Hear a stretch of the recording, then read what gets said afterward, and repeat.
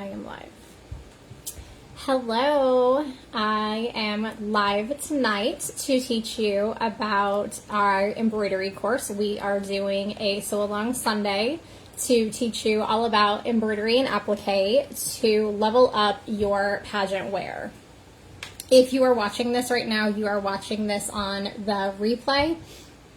I am also going to put this over on YouTube because Facebook now has put in place that after 30 days, they're no longer keeping the live videos. They're no longer going to keep those on Facebook. They're going to delete them after 30 days.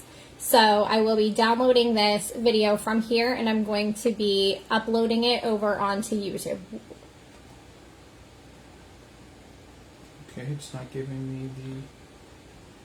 I see we have 5 people on. Can you guys give me just a second? Just keep on.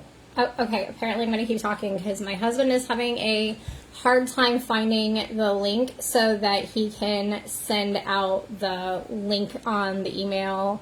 Hello, Kathy. We're going to send out an email and we're going to send out a text to let people know that we are live. I do apologize for the delay. I had an issue with the embroidery machine tonight right before going live. Hi, Wendy. Hi, Amanda. If you guys are here, I'm going to go ahead and I'm going to get started. Hi, Sarah. Hi, Melody. Thank you for copying the link, Melody. And still no luck? I'm working on it. Okay. It didn't give me the thing that it did when you're doing your tutorial. So, Oh, okay. He's still trying to find the link. I apologize. Hello, Cindy. Hi, Debbie. Hi, Julie. All right, so thank you guys so much for joining. Let me know if you guys are signed up for the text club, if you guys got your text, and if you got your email. Let me know if you which one sent you here, if the text sent you here. Awesome, you got your text, Amanda. Thank you. Okay, so the text and emails have both been sent out. If you do not know, we have a text club. Hi, Alyssa. I miss you. So we do have a text club that you can join, and I send out text messages. So when I go live for events like tonight, you guys don't miss the live. You get a text message notification letting you know that I am live. You got the email and the text. Yay, awesome. Okay, so I'm going to start my whole intro over again, I guess, because I have a whole bunch of people joining, and I kind of need to edit the first part out when I download this and put this over on to YouTube. So let me start the intro again. Thank you, Melody, for getting that copied and pasted into the group chat as well. All right, so hello everybody. My name is Christy. If you guys don't know me, I am the owner behind Pageant Patterns. I am a former pageant designer. I left pageant design about 10 years ago, went into opening up a cookie bakery, and during COVID, I had... Oh, also, if you see flies flying around, I apologize. We have a fly infestation because the dogs let them in. Sorry about that. Anyway, during 2020 COVID lockdowns, I pivoted my cookie business and started teaching cookie classes. During the cookie classes, I actually had somebody reach out to me and ask me if I would teach them sewing classes because they wanted to make their own pageant wear. And I asked her if she wanted to be a designer. She said, I'm thinking about it. And I said, how about don't? But anyway, all jokes aside, that's how this kind of came to fruition. I started teaching sewing classes. I was originally doing them live like I'm doing right now. And my courses are now pre-recorded courses, and they are available on my website, Pageant Patterns. Hello, Diamond. So my courses are available on my website. It's not just for beginners. I have a lot of people who think that the courses are just for beginners. I have had my pageant designer friends take the course to make sure that the course is both friendly for beginners, but also if you are not new to sewing, if you want to learn techniques, the courses teach you different techniques that you may not already know. So with that, tonight I am going to be teaching you about embroidery and how you can use embroidery to level up your pageant designs. If you do not already have an embroidery machine and you guys are just watching right now, if you're watching until you get your embroidery machine, so that when you do get your embroidery machine, you know what you're doing. Let me know that in the comments. I would love to know if you guys are doing this as research, if you guys are sewing along with me, if you guys are just hanging out and you have no plans of getting an embroidery machine, that's fine too. You're more than welcome to hang out with me.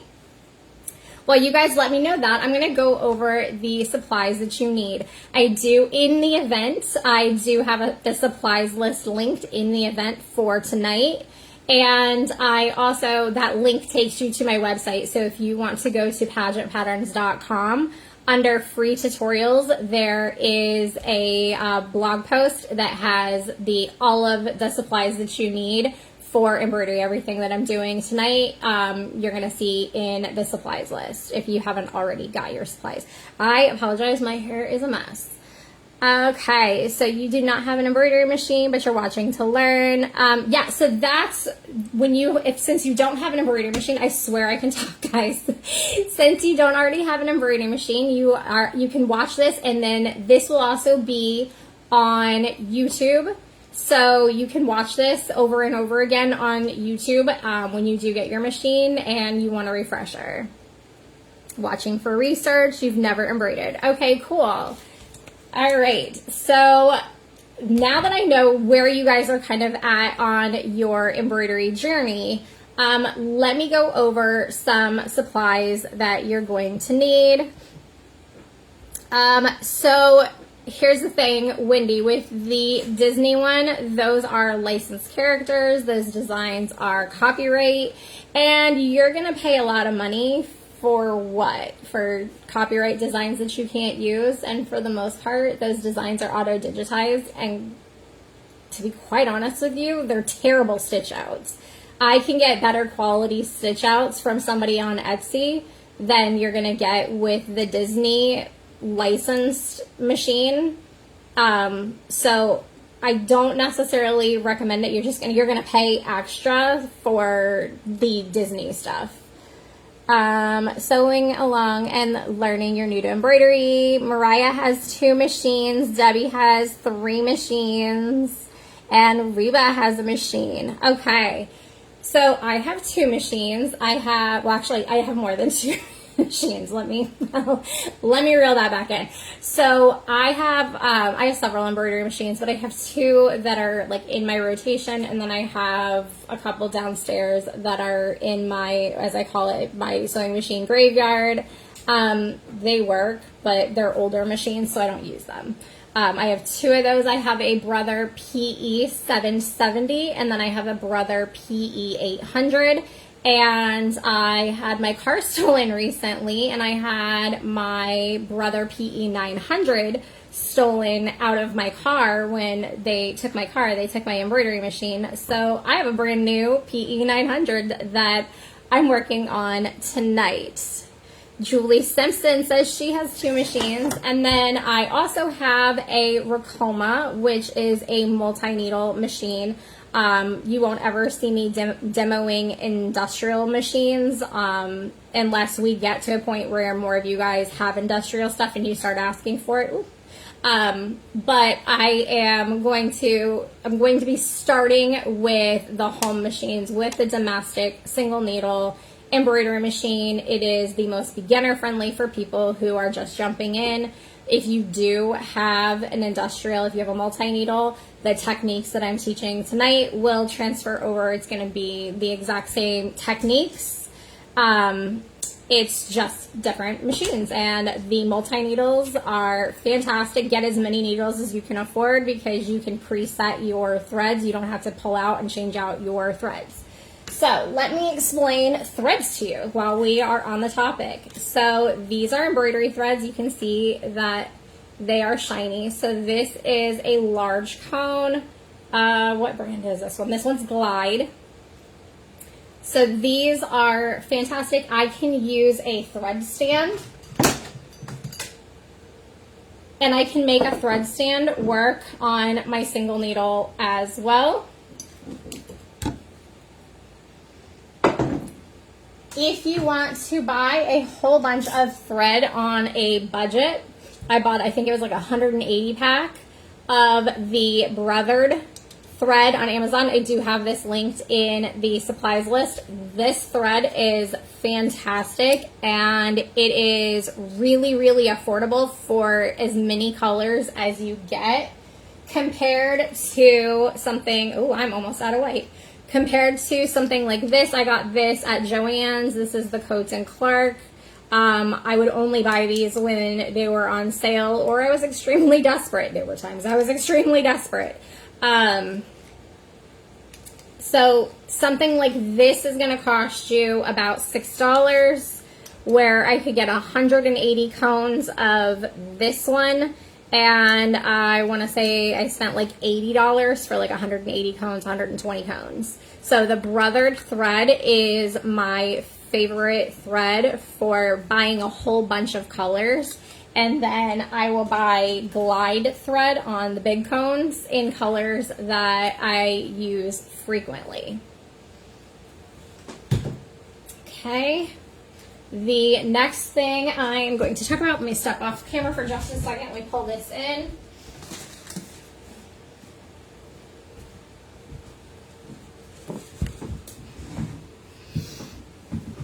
Okay, so the next thing that I'm going to be talking about is I'm going to be talking about stabilizers. This is a cutaway stabilizer. The rule with cutaway stabilizer is if you wear it, don't tear it. So you want a cutaway stabilizer if you plan on wearing it. If it is something like a towel, if you want to embroider on a towel, then you want a tearaway stabilizer. And that one, it feels a little bit more like paper. I know it's very difficult for you guys to see this on my phone camera, but this one feels like construction paper is the best way I can describe it. This is tearaway stabilizer and this is cutaway stabilizer. So if you're taking notes, if you wear it, don't tear it. So you want a cutaway stabilizer for like t-shirts and anything that you plan on wearing, because what happens is when you wash that item, if it's on a t-shirt or a flimsy fabric that you're wearing, when you wash it in the washing machine, that design can get distorted. If you're doing a towel or something thick that isn't going to be washed in the washing machine, you can use tearaway. Okay? And for the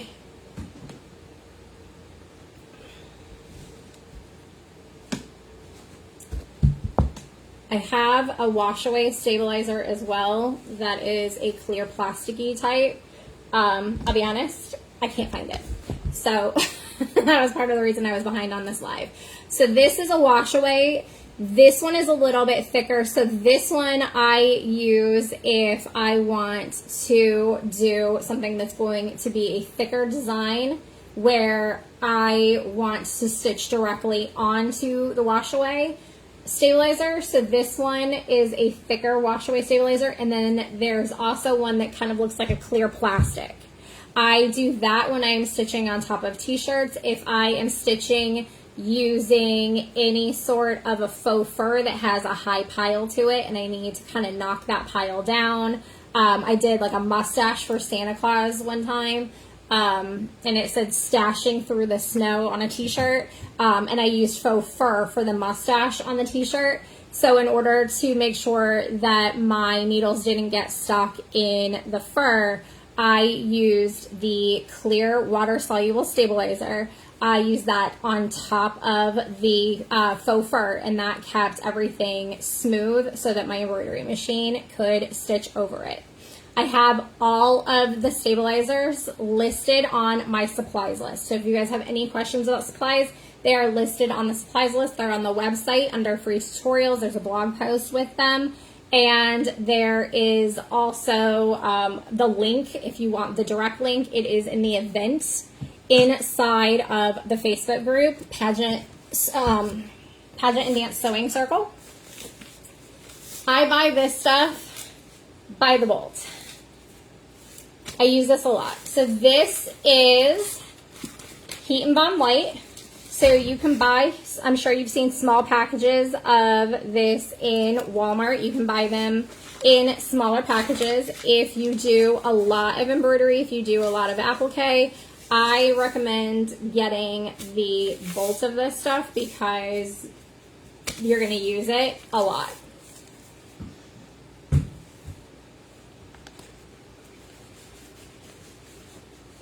Then the next supply that you're going to need is felt.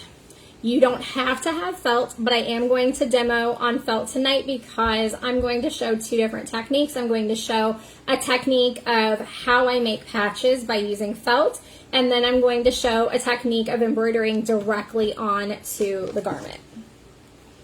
Felt is great because if you're doing a lot of appliques and you worry about hooping and getting your hoop straight onto the garment, you don't have to worry as much about if it's straight or not because you can lay everything out onto the garment and then you can either iron it on or E6000 it on. I'll be honest, I E6000 it.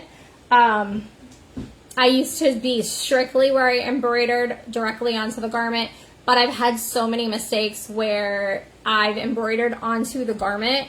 And I did a skirt. I don't know if any of you guys remember it. If you guys do remember it, let me know. I did a video on it for Mood Board Monday.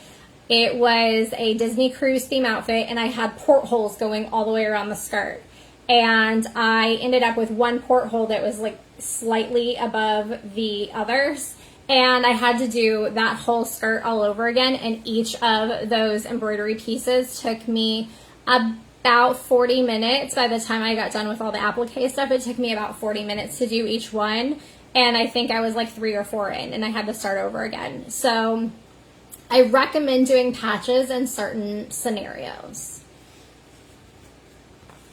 I'm going to demo on a couple different fabrics. Keep your scraps if you plan on doing embroidery and applique. Keep your scraps. This is a test for one of my patterns for a swimsuit. I stuck heat and bond to the back of this. There we go. So you want to make sure that you peel the paper of the heat and bond off of the back so you can see the difference. You have, this is going to be the front and this is going to be my back. I have cotton. I'm not going to use cotton, but I do have a cotton. And then this one's also cotton. This is going to be for the mermaid fin and the little headdress on the cat mermaid. So you can see I have the shiny side on one side, and that's on the back, and then the print of the fabric is on the other. I've pre-cut a section of felt to fit inside the hoop. And I have already cut out my makeup cape. If you guys are watching this to learn how to personalize your makeup capes, can't get the whole thing in the shot, but this is the makeup cape pattern. If you do not already know, I have a makeup cape pattern that is free with the purchase of either the So Confident course, or if you do the bundle, it's called the Pageant Masterclass, and the Pageant Masterclass is the So Confident course and the Serve Your Secrets course bundled together to help you save money. And inside the Serve Your Secrets course, you get a free pattern for the makeup cape. So you're going to take all the lessons that you learned in the So Confident course, you're going to put them together, and you're going to make a makeup cape. We are having a June sew along challenge So if you make a makeup cape and you post it in the group, I am giving away prizes. Okay, Melody, you have to leave. Your daughter needs you. No worries. Thank you guys so much. Oh, thanks, Kathy, for coming in. So this is the makeup cape. This is the satin side. I have not cut out the cotton side, but this is the fabric that I'm using for the cotton side. These are my absolute favorite scissors. I got a brand new pack so I could show you what they look like in the pack. I do have these linked in on the website as well in the blog post for the supplies list. These scissors, let me go ahead and pull them out for you. These scissors are my favorite because they are nice and small, so you can get into tight corners, and I don't know if you can see the curve, but these have a curve to them. So these are the Fiskars curved scissors. I picked these up at Hobby Lobby. I have Elmer's Craft Bond spray glue. So I'm going to go over what the heat and bond is for in just a second. Literally right now. This is one of my favorite little irons. This is a clover iron.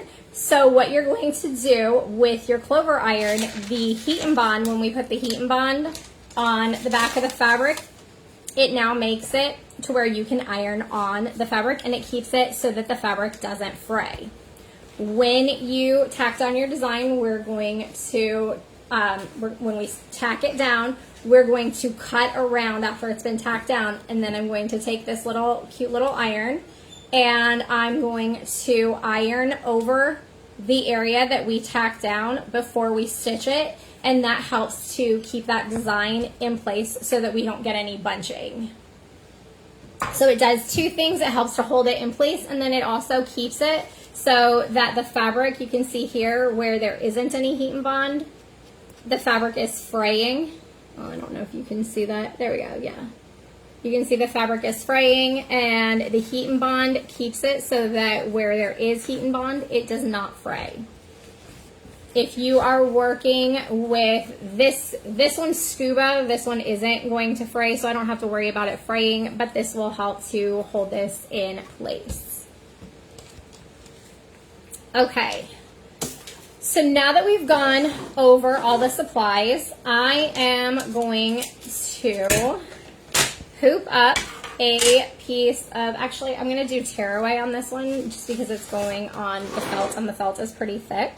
So I am going to do a patch right now. So I am going to tip this down. If you are seasick, I'm going to let you know, close your eyes right now. If you get motion sickness, I'm going to tell you close your eyes, and then I will let you know when you are safe to open your eyes. Close them. I'm going to tip this down so that you get a better angle of what I'm doing. Okay. There we go. You can open your eyes now. All right, so what I've done is to measure out how long I want my tearaway stabilizer to be.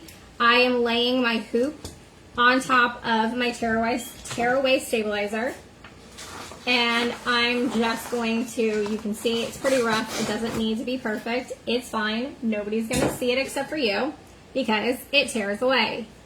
So I'm going to lay this now with the bottom part of your hoop. This is how you know if you have a domestic machine. This is how you know for your single needle. This is your bottom. If you see these notches here, this is the bottom. I'm going to lay my stabilizer right on top.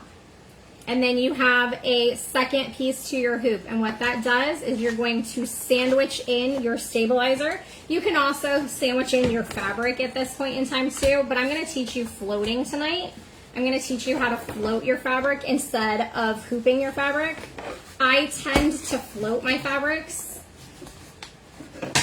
if I'm doing something like a felt design. I tend to float it. Okay.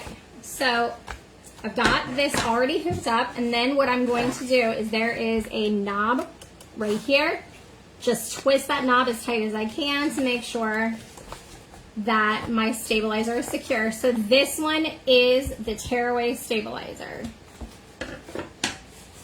I have a piece of cutaway stabilizer saved. I'm going to use that for when I embroider directly onto the garment. So remember, if you wear it, don't tear it. I'm going to take my hoop and lay my felt right on top of the hoop. I'm going to turn my phone so that you can see into the machine. Slide this underneath my needle. And then there are pegs here and here. I'm going to slide these notches onto my pegs and lock it in place. So this is what holds my hoop in place. If you are doing direct to a t-shirt, this is where you want to come and you want to sweep your hand underneath, because there is nothing worse than sewing through an entire project only to find that you didn't sweep anything out from underneath your hoop and you've caught it and you've completely ruined your project.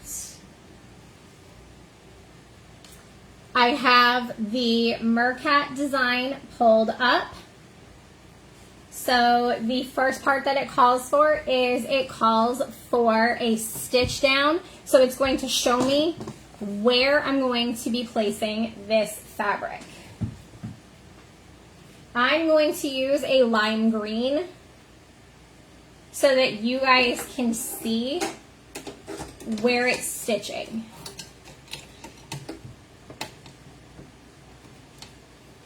My embroidery machine threads just like a normal sewing machine. This one is no different. You don't have to worry about learning how to thread it any different. And if you're not 100% sure and you can't remember, there are numbers that mark all the way through the top to tell you each step of the way to thread your machine. And if you missed it because I did it super quick, I do have an auto threader on this machine too. This button right here, not really sure if you can see it, but this button right here is my start button. So I have everything pulled up on, might be easier for me to tip it this way. I have everything pulled up on this screen right here. So this tells me my first step. It tells me what color thread I want. And then in this teeny little box over here, let me try to move you guys closer. If you get motion sickness, I apologize. I'm moving you. Sorry if you can see my dog's food. Okay, so this little box right here shows me the outline for what's about to happen. So it is, I can tell it is a placement stitch. So it's showing me that this is the outline for the head of this design. So it's going to do a placement stitch that looks like this. I want to use, it says yellow, but I'm going to use lime green until I run out of lime green, I guess. So I'm going to use lime green to stitch this out so that you guys can see it on my white, on my white fabric. Okay, so sorry, I forgot to warn you that I was moving you. Okay, so this is my start button right here.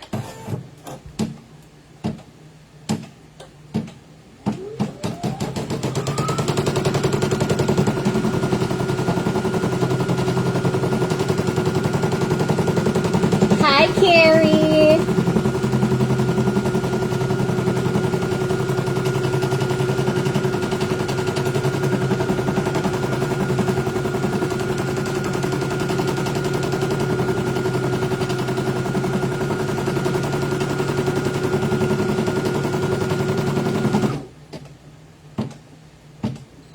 Hello, Holly.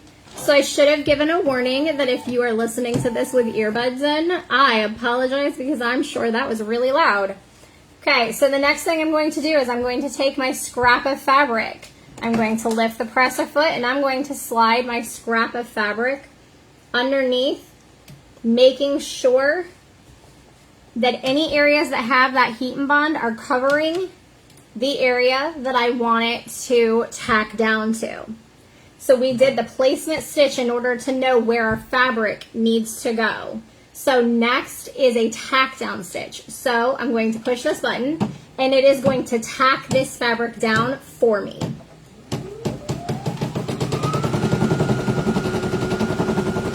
This hoop is a 5x7 hoop. This is a Brother PE 900. So this hoop is 5x7. If you're doing pageant wear, you're not going to need a hoop any bigger than a 5x7 unless you want to put your designs and do a single stitch out in one hoop, kind of like we're doing, like if I wanted to combine designs and sew everything else out onto the felt, I could put everything onto one hooping, and then in that case I would want a bigger hoop. But otherwise, as far as like design sizing, you're not going to want anything bigger than a 5x7.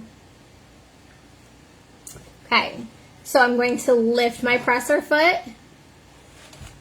There is a knob right here. There's a knob that I'm going to push that releases my hoop. Okay, moving my phone again. If you're prone to motion sickness, I apologize. There we go. Okay, now I'm grabbing my curved scissors. The first thing I like to do is I like to trim away the extra thread. And then I am going to get as close to those stitches as possible.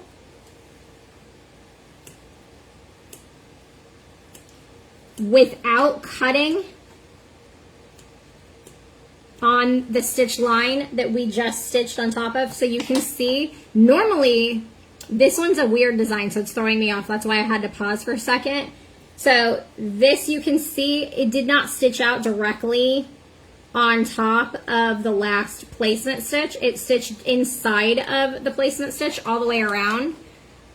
So I'm not used to that. I thought that it was off. I thought that something happened and it was off. So that is a good indicator. It is troubleshooting. If you ever have something that looks like this, where you have a stitch line and then you feel like this should have stitched in the exact same place and it didn't, one thing you want to check is, was your hoop on the machine correctly? Was it on all the way? It may also happen if your arm gets knocked in the middle of stitching something out. It can knock off the whole design and you have to start all the way over again. So you want to make sure that the arm is completely free, so as it moves, and it moves as it's moving, your hoop is what moves. The needle is stationary. Your hoop is what's moving around on the bed of your machine. So you want to make sure that the arm that is moving your hoop is free to do what it needs to do, because if it gets bumped, then it throws everything out of alignment and your design is ruined. Does that make sense? Hopefully that makes sense for you guys.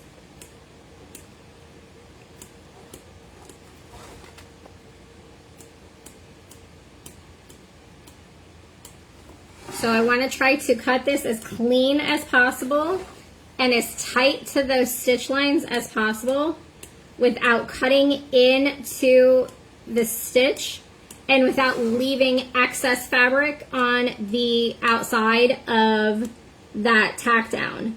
If you leave excess fabric, what's going to happen is when it does that satin stitch, it won't cover the excess fabric that was left, and you'll end up with fabric peeking out through your satin stitches, and it doesn't look really pretty. It looks kind of messy. So try to get it as close to these lines as to this tack down as possible.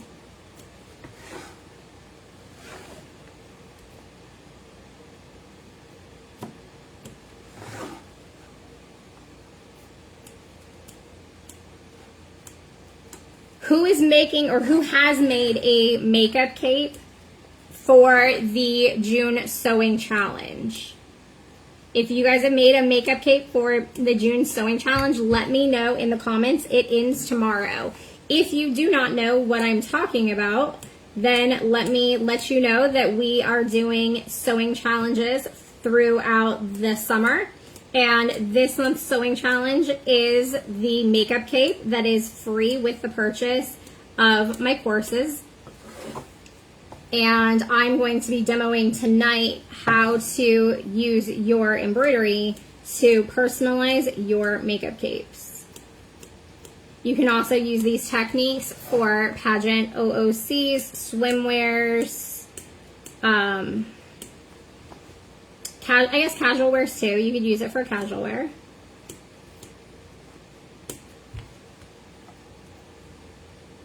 Amanda, oh my goodness, you're doing two. All right. You have two cut out and you're not going to have time to put it together though. Oh, Mariah, that's sad.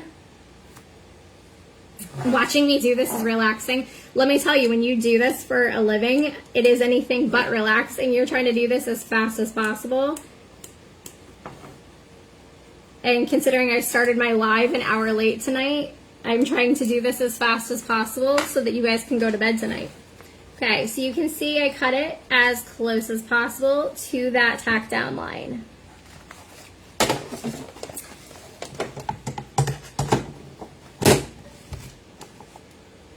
Okay, so I still have that green thread on here so that you guys can see. I'm going to move the phone again. Sorry about that.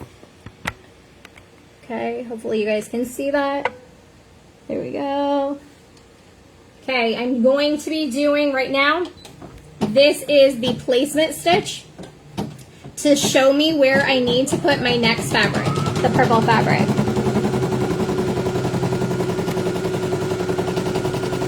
Oh, Robin, you're not going to make the deadline. Oh, that's too bad. I'm so sorry. So the next one I'm going to tell you about when the machine stops running.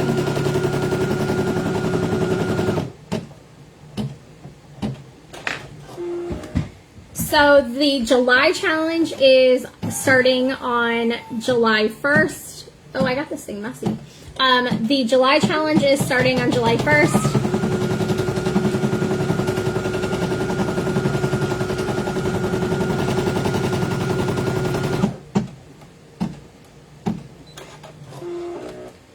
And the July challenge is going to be the Lucy Retro Apron.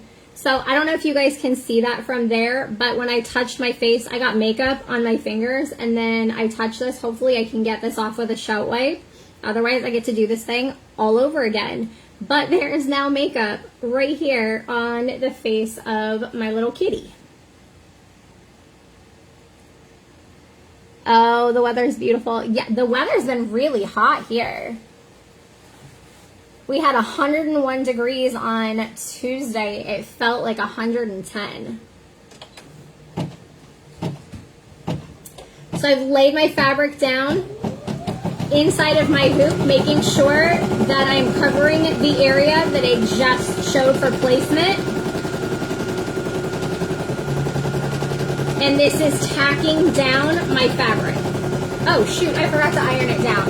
Oh well. We'll do both of them at the same time.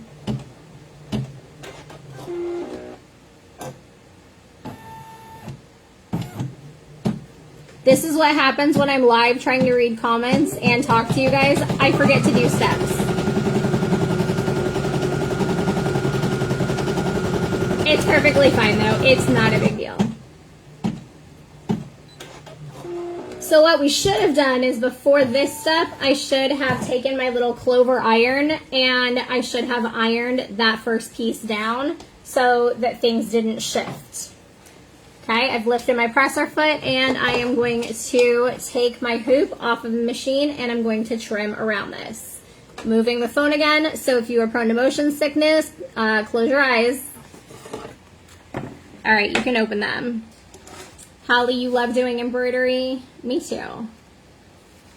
You're here for the emotional support. Listen, I need emotional support right now. It has been a day.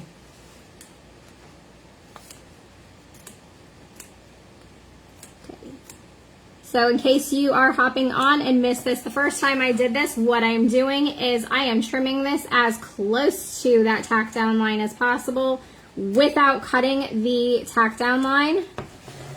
If you cut the tack down line, it is not the end of the world, but then you are going to want to grab your little clover and you're going to take your clover. That is way too hot. I put it on high, not low.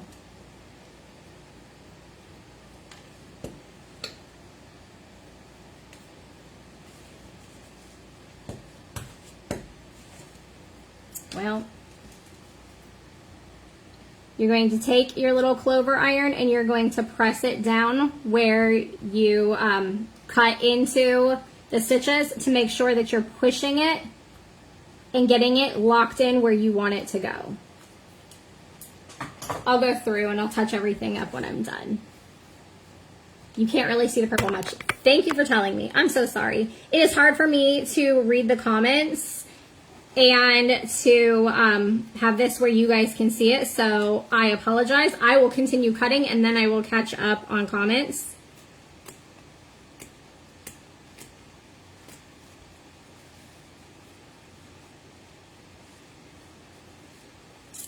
Oh yeah, so Brian was just in Louisiana and he told me it was really hot, but Tuesday it was actually warmer here. He left on Tuesday.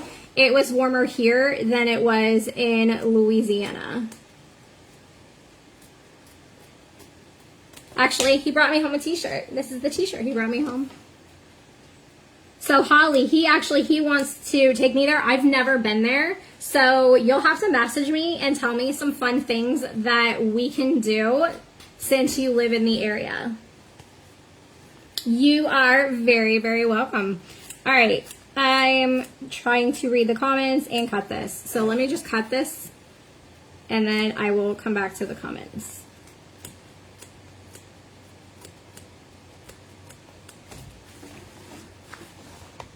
And you can see where I touched my face. I don't know if it's lipstick or I'm assuming it's lipstick, but there's a makeup spot right there. I'm going to try to get that off with a shot wipe. Otherwise, I'm going to be redoing this tomorrow, but I'm going to continue rolling with this because we aren't starting over. So this is just to show you guys the process. It's not that serious. Now, if you're doing this for a customer and you have makeup on your face, don't touch your lipstick. If you do, you better pray that the shot wipe gets it off or you're starting over.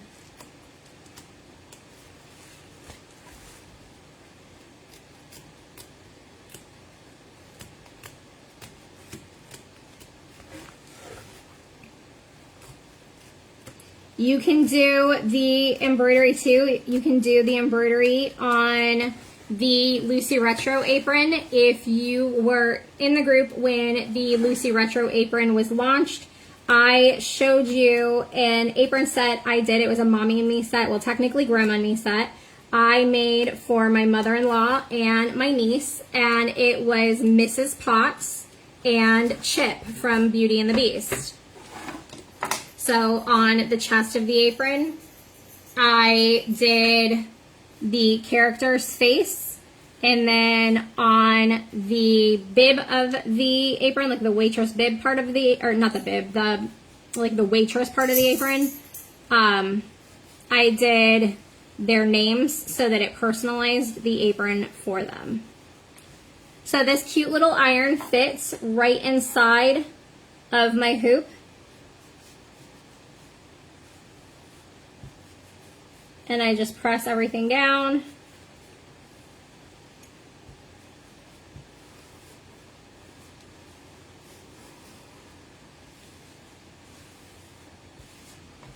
Okay. Oh, these scissors. So I covered it earlier, but these are my favorite scissors. I ripped them out of the package when I started. These are the Fiskars curved scissors. These are my absolute favorite scissors for applique. You can see that they're curved. And they have a nice point at the tip of them, so I can get into tiny little crevices like this one right here. I can get in there and get as close as possible. And these scissors are super cheap. They're the Fiskars curved scissors. Okay, I'm going to put this back on. This tells me to change the color. I'm going to leave the color again so that I can make sure that you guys see it on here. So I'm going to leave it hot green. It tells me to do red, but I'm going to leave it that neon green color. Let me turn this again for you guys. I cannot see comments right now the way that it's angled, so I will catch back up on comments in just a second. Okay, so I need this. If this is red, this is telling you something is wrong and it will not start if you push this. So I need to troubleshoot what's wrong. I need to put down my presser foot. When I put down my presser foot, it turned green. When it turns green, I can start it. Yes, Maria, I think the iron is on the list. If it's not, I'm pretty sure it is. If it is not on the list, somebody please let me know and I will add it. I'm pretty sure I put it on there.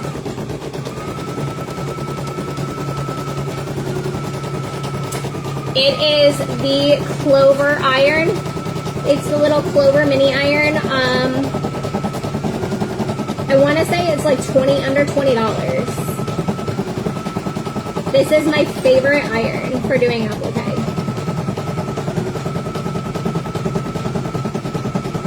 Yeah, I got mine at Hobby Lobby. I got mine for 40% off.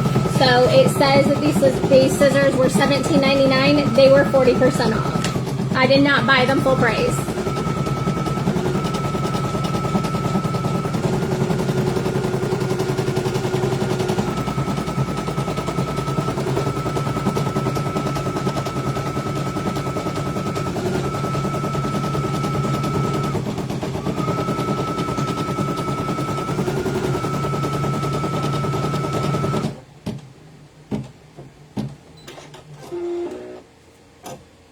Okay, so now we are getting to the good stuff.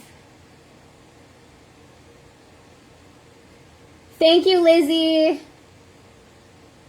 And yeah, Amanda, I'm pretty sure it was on the list too. So if you go to my supplies list and as you're going through the supplies list, you should see the iron on there as well. Okay, so I've lifted my presser foot. I'm going to push this little knob over here and take this off of the pegs so that my hoop is loose, and I'm going to, oh wait, no, I don't need to take it off anymore. Just kidding. We are getting into the embroidery end of it now, so I can leave this thing on. All I have to do now is change out the thread. See, this is why I can't do multiple things at one time. Okay, so I am changing this out. The next color it's calling for is, it's telling me that it's going to take me 1 minute to stitch out, and I need a teal green.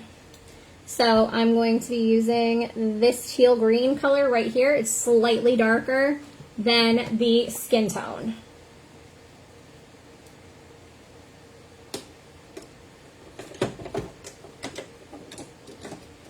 If my hand gets in the way of the shot, I apologize.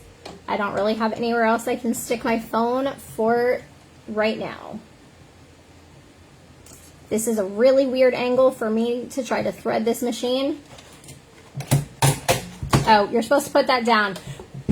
Don't do as I say. Don't do as I do as I say. When you do your auto threader, you need to put your presser foot down. Otherwise, you will break your auto threader.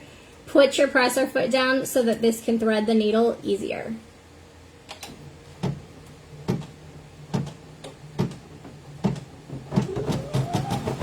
Lizzie, I am using the brothered thread. I have it linked on the supplies list. Hopefully you can hear me over the machine. I am using the brothered thread. I get these in bulk. Like I get 100, I think it's like 180 or 120 colors on Amazon for like 80 bucks. So it's really inexpensive thread, and it works really, really well compared to like Coats and Clark. It's about the same size, the same amount of thread that you would get Coats and Clark thread, but it's like a quarter of the price. I also have Glide thread. I buy these in the big cones.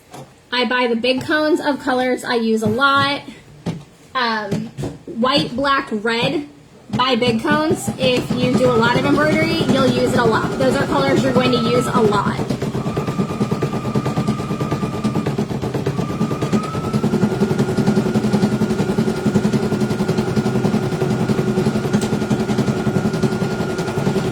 if you're used to the Gutterman thread, this is the brother thread is so cheap and it works fantastic and it's so much cheaper than Gutermann.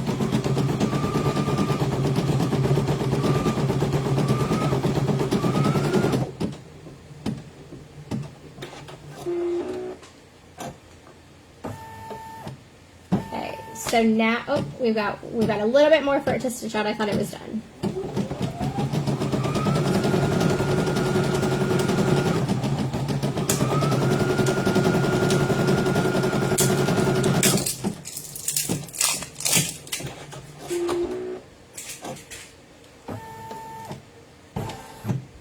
Okay, so now it's calling for sky blue.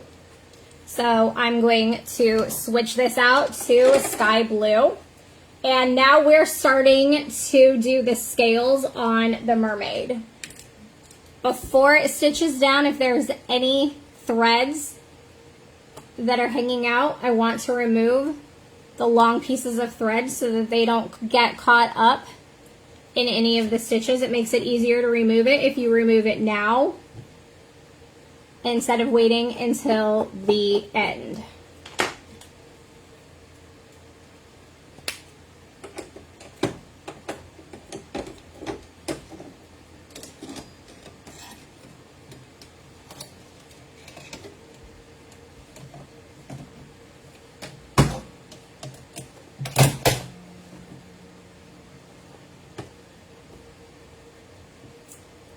My button's green, so I can go ahead and push it.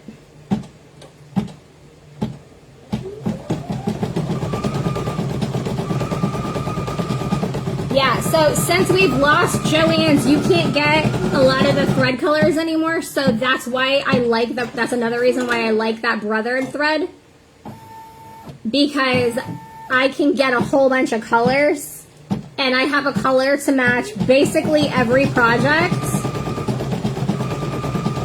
for like dirt cheap.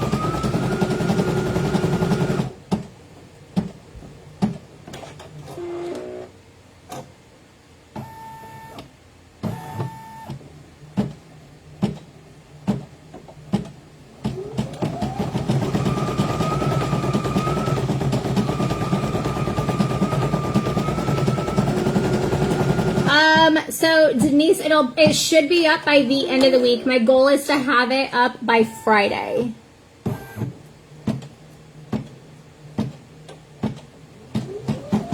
Yeah, that's that. Amanda, you're probably talking about that brothered thread too.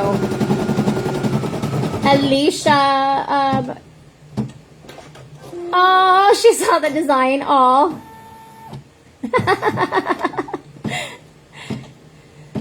So I didn't know who this character was until I went and did a coaching call with Mariah, and her daughter is obsessed with this character. I had no idea who this character from Gabby's Dollhouse is. She loves the meerkat and the fairy kitty. Yeah, Denise, I'm gonna have it on YouTube the goal is to have it up on YouTube by Friday.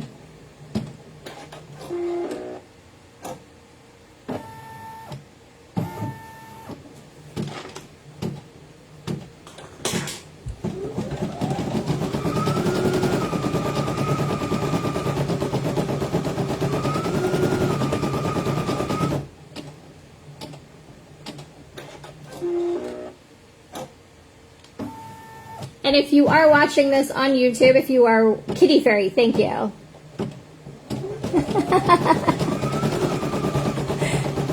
Kitty Fairy and Meerkat. If you are watching this on YouTube and you're watching this on the playback, I will have the link to the supplies in the description area of the YouTube video.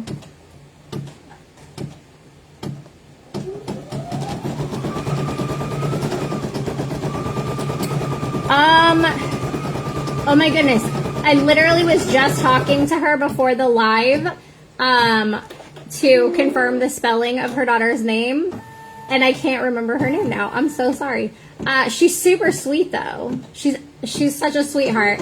But yeah, Denise, it's posted on my personal Facebook. The winner of this makeup cake was posted on my personal wall.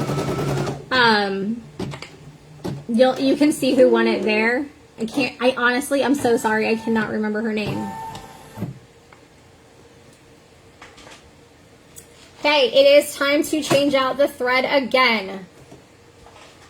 Okay, who was intimidated by embroidery before tonight?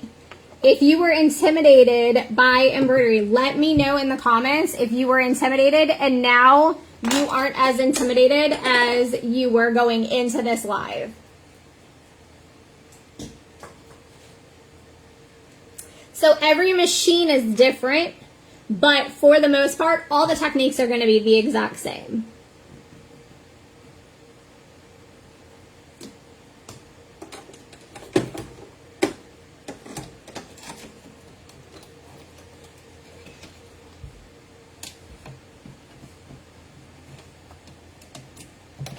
Oh, I did it again. Forgot to put down my presser foot.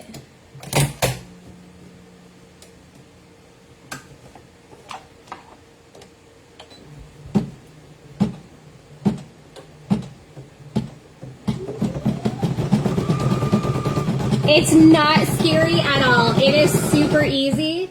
And honestly, okay, you mess up. What's the worst thing that can happen? You start over. I will tell you, if you get into doing embroidered t-shirts, whenever you get an order for a t-shirt, especially if you have a single needle domestic like this one, buy an extra shirt in that size, because you will inevitably, if you don't buy an extra shirt, have it where it gets sucked up underneath your hoop. And if it gets sucked up underneath your hoop, you've ruined that shirt. So when you order your shirt, if you're ordering a size 4, order 2 size 4s so that you make sure that you're covered. And then worst case scenario, you don't need it. Well, now you have an extra t-shirt that you can do something else on. Sorry guys, I cannot read the comments. You're excited to make some now. Dawn said cool. Wendy, you were scared, but yeah, if you can thread a sewing machine, a regular sewing machine, you can thread an embroidery machine. You can operate this, no problem.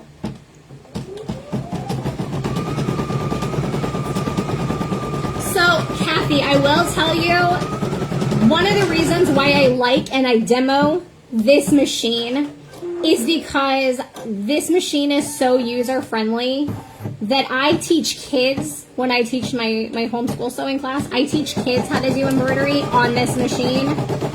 So I feel like sometimes when you get the more expensive, like the Berninas and the more expensive machines, you're afraid to break it because you spent a lot of money on your machine, and it seems more intimidating. This is very user-friendly. But I'm so proud of you for mastering monogram towels. So I'll get to towels in a little bit when we get to stitching out names for things that you can do for thicker fabrics or heavy pile fabrics. How do I know where to start sewing? I don't need to know where to start sewing. My machine knows where to start sewing. I'm not touching it. It's hands-free. So my machine, as long as I push the button, my machine knows where to go. So I can have this thing running, and I can be sewing a swimsuit as long as I'm somewhat near it to change the thread out. I can be sewing a swimsuit while this thing runs.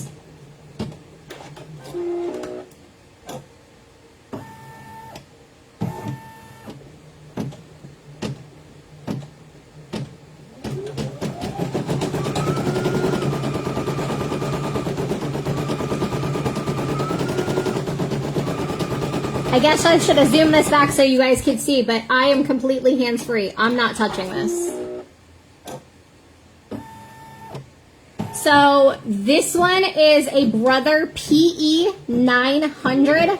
If you go to the supplies list, it's literally the first link you're going to see in the supplies list is the link to buy this on Amazon. Right now, it's a $1,200 machine. Last I looked, when I bought mine, it was on sale for $900 when I bought mine.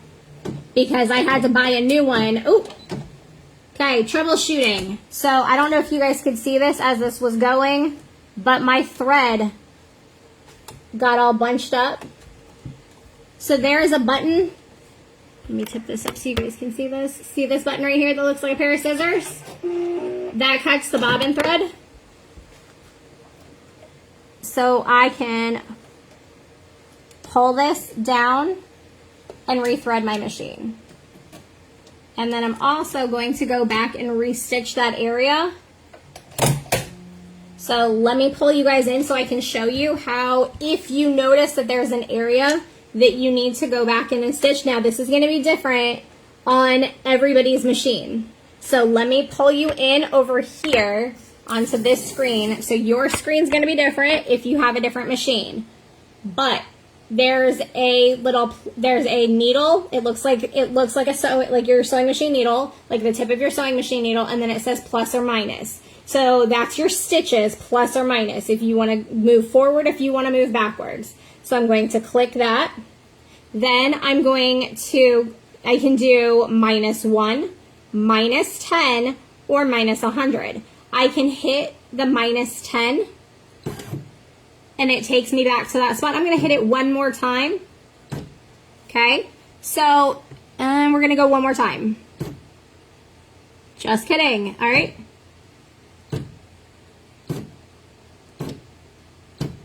All right, sorry, you guys can't see what I'm doing while I'm hitting this, but I'm trying to get it to the start.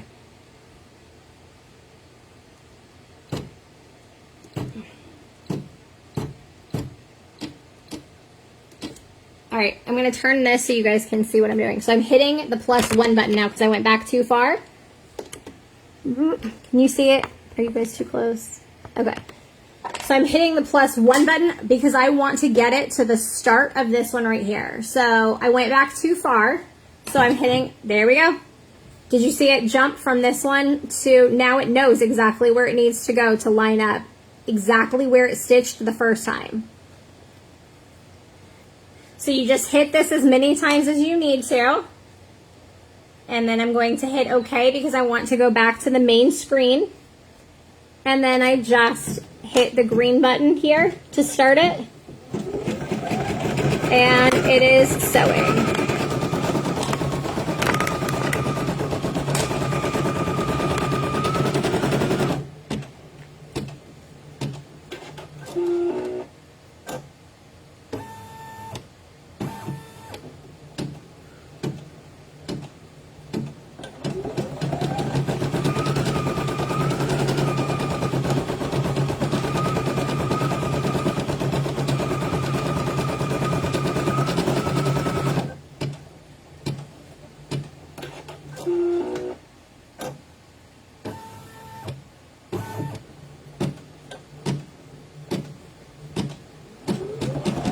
Oh my goodness, you have a 770. That was my very first machine. That was my very first embroidery machine that I ever owned, Lizzie. I got that machine 15 years ago, something like that. Okay, so now it is telling me I need to change my thread. Before I change my thread, I am going to cut all of the jump stitches so that they don't get caught whenever I go to stitch the next color, because then it makes it really difficult to try to remove it if you stitch on top of it.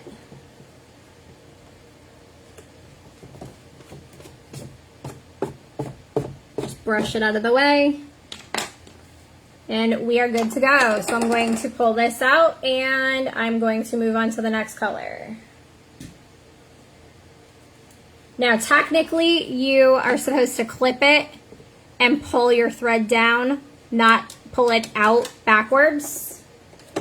That's another do as I say, not as I do. That is a really bad habit that I have that I know I'm not supposed to do, but I do it anyway. Ooh.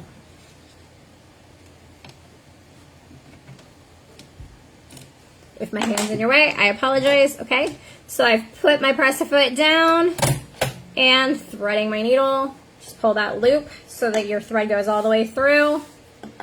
And we just threaded the needle and push the green button to start. And it knows exactly where it's supposed to stitch. Okay, turn this just a little bit so I can read the comments.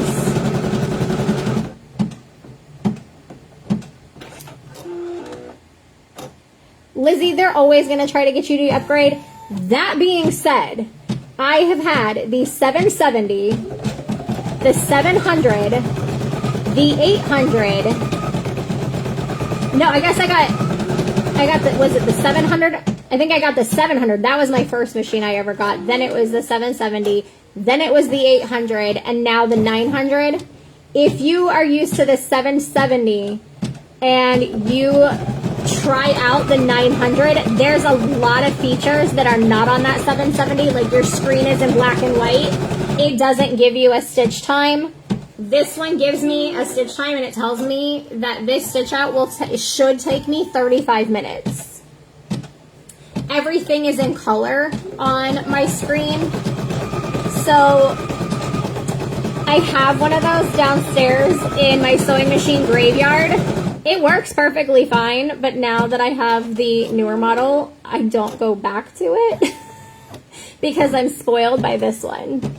So if it works and you're fine with it, absolutely, there's no reason to upgrade.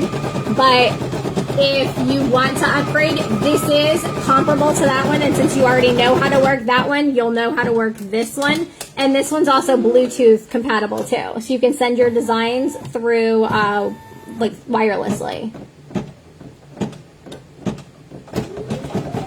Lizzie, this one is on sale for $900. It was $1,200, but this one is on sale for $900. So if you wanted to upgrade to this one's only $900.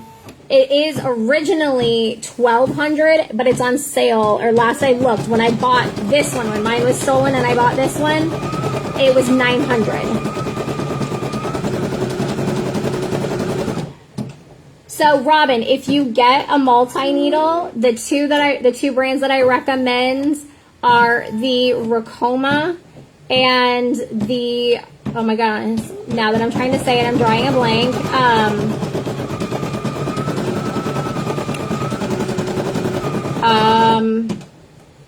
Yeah. The Racoma is the one that, oh, Melco.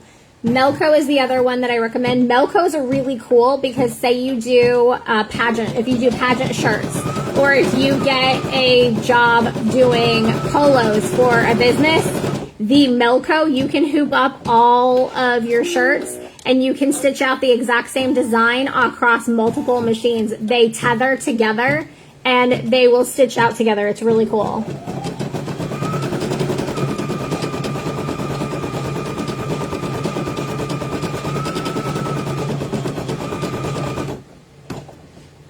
Lizzie, the color screen upgrade on this one, the color screen upgrade, the Bluetooth capabilities, the fact that I know I'm 12 minutes in. Right now it's telling me I'm 12 minutes in to a 35-minute stitch out. Amanda, yeah. So for your multi-needle, get as many needles as you can afford. If you can afford to go bigger, then go as big as you can afford and go with as big of a hoop as you can afford, because the bigger the hoop you can put in, like I could put in multiple of these and have it stitch out all in one hoop.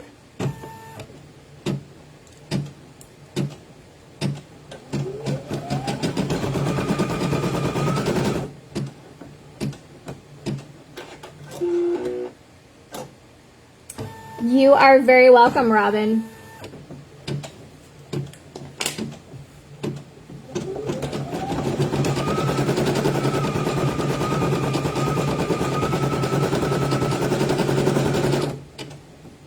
Both the Ricoma and the Melco are both industrial machines. So the good thing about the Melco and the Ricoma is they are also easy to fix yourself. And I can tell you that the Ricoma customer service is top notch. Like their customer service is fantastic, and you won't have to bring it in to your local repair shop because it's a giant machine, so you won't be able to bring it in anywhere. And if you do have to have it repaired, they will send somebody to your house or shop. If you have an actual brick and mortar shop, they'll send somebody to you to fix it. Yes, so this live will be saved. I'm hoping to have it up on YouTube by Friday. It will also be embedded in the blog post. So if you want to check on our YouTube channel, if you are not already subscribe to the YouTube channel, and it'll send you the notification if you click the bell. Subscribe to the YouTube channel, and then you'll get notifications whenever I post up new videos. So this will hopefully be up on Friday, and it's also going to be embedded on the website inside the blog. So I have a section on the website that says free tutorials. If you click on the area on the website that says free tutorials, it has different blog posts and video tutorials embedded in certain blog posts to help you guys. And I'm going to try to take all of the Sew Along Sundays, the previous Sew Along Sundays, and get those into blog posts as well. My goal is to try to get one video up a week from the Sew Along Sundays over onto YouTube and into a blog post. Okay, we are done. So now it is time to switch out our thread. It is telling me that I need the lilac thread. So I'm going to use my glide thread. This is my big spool. So what I'm going to do is I'm going to stick it on to this. So this pin here holds my big spool, and then I can use this part to help. The pole here helps to hold my thread up, and then I can thread it into the machine.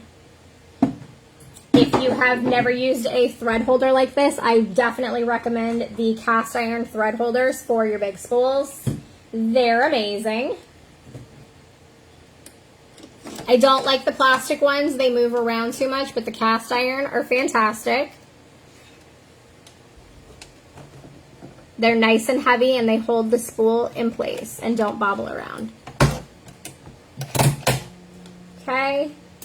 Now we're stitching with our lilac thread. Okay, your husband does all your machine repairs.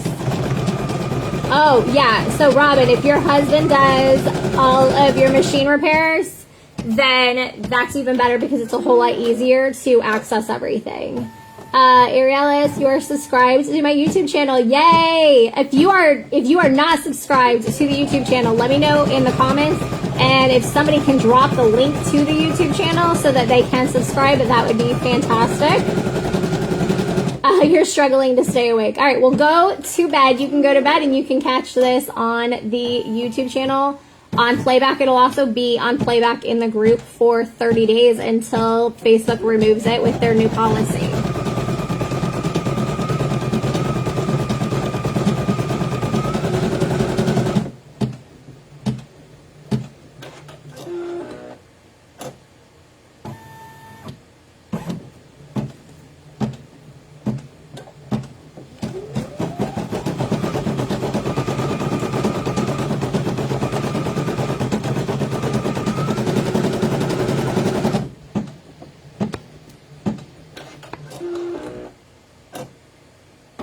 Oh, Lizzie, also, if you're still on here, another thing that this does, I don't know if you've noticed, but this also auto cuts its own jump threads. So I don't have to go through and cut my jump threads apart on this model.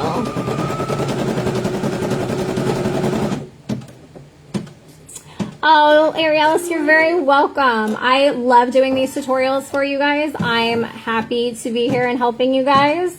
Thank you guys for allowing me to be your mentor. It means a lot to me that you guys let me be your mentor.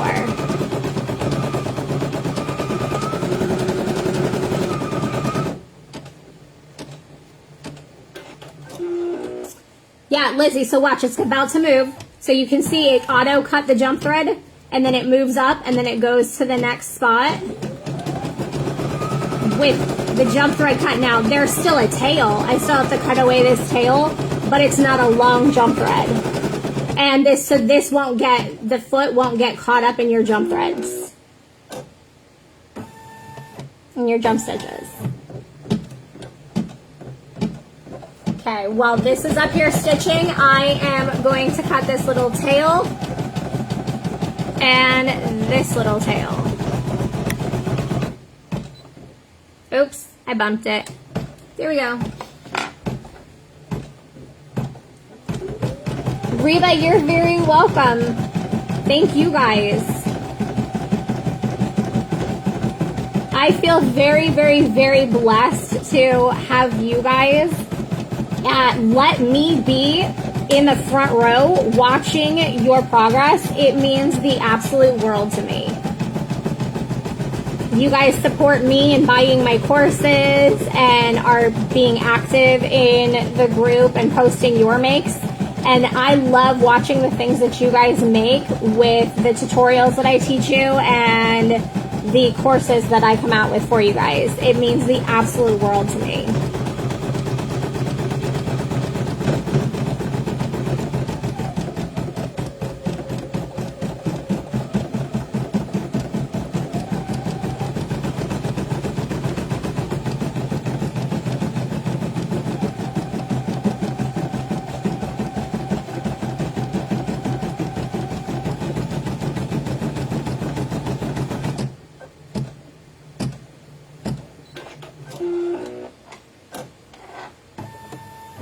Okay, so now it is telling me that I need to do a seafoam green color. So I'm going to pull this thread out and swap it out to my seafoam green.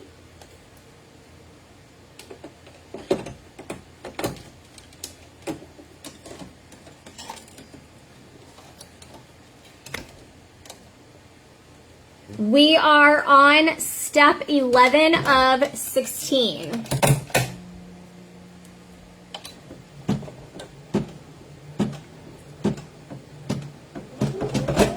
Because this is taking so long, I am probably going to do round 2 of, technically it won't be Sew Along Sunday, but my husband will be at golf tomorrow night. Do you guys want to do round 2 tomorrow night where I do the embroidery direct onto the makeup cape tomorrow night instead of hanging out for another probably hour for that to stitch out? Let me know if you guys would like to have round 2 tomorrow night, and we can finish this up tomorrow.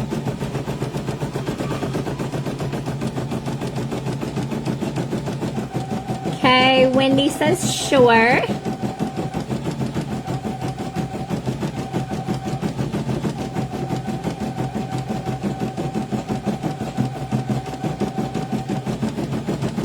If you guys could see the position I'm in right now so that I could read these comments, you would be dying. I'm practically doing a handstand.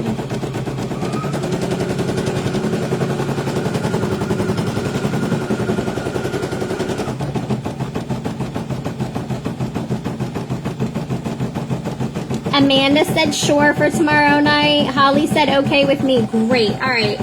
So tomorrow night, I'm going to go live for round 2.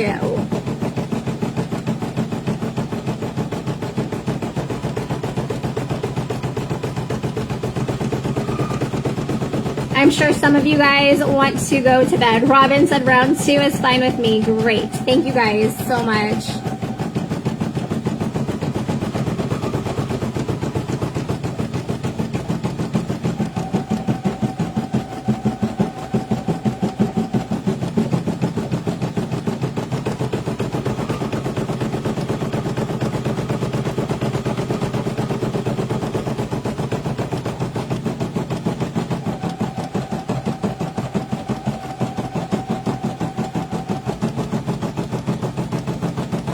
So you can see where it is satin stitching and it's stitching down over this wide tack down stitch that we did after we ironed the fabric down. It did this wide tack down stitch. And you can see the satin stitch is covering that. That's what you want to see. You want to make sure that you're covering all of those stitch lines so that it doesn't look messy.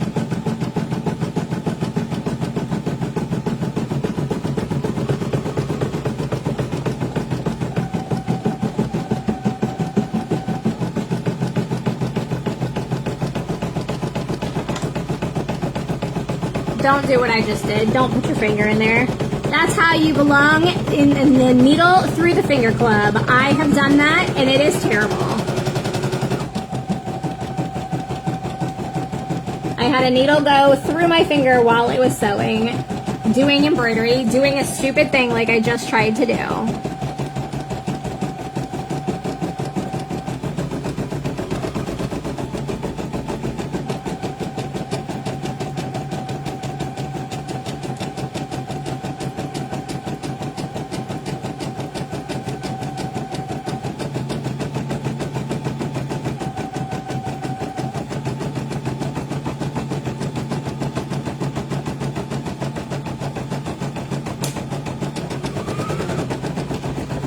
So this particular stitch out is a 7-minute long stitch out.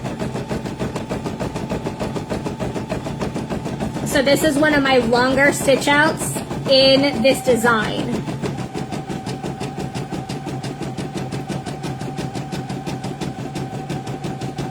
Alicia, you belong to the Needle Through the Finger Club too?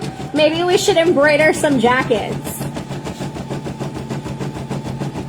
It's an elite club, let me tell ya.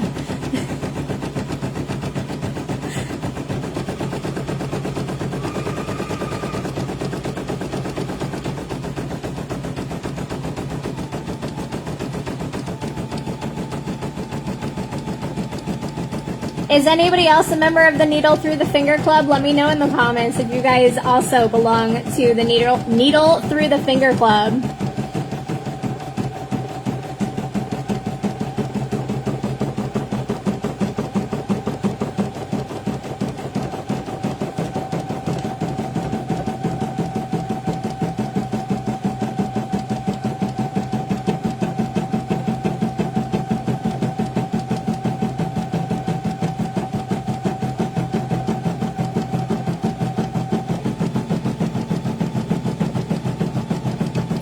Alicia, it looks like just you and me. It's an elite club, man.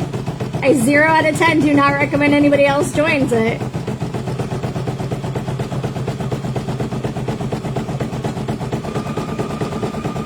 You do not want to be a member, Wendy. No, you absolutely do not want to be a member.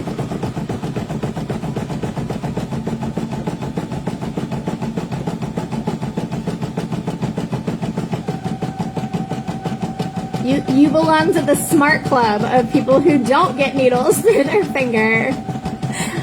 I am not that smart because I do dumb things like you just saw me try to do on a live where I tried to sweep thread out of the way with my finger. Oh, Reba, you are too. No. Hold on, I can't read your comment.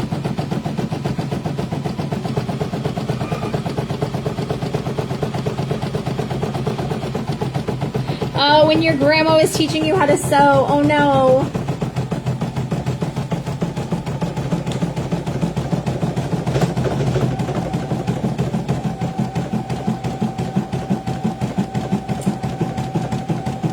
Oh, Julie. Yeah. Close calls, but you don't belong to the club yet. Stay out of the club. It's not fun. I will tell you though, acrylic nails, do keep it from going through your finger because, especially since these are really thick, my guy does them really, really thick, and the needle bounces if it hits the nail.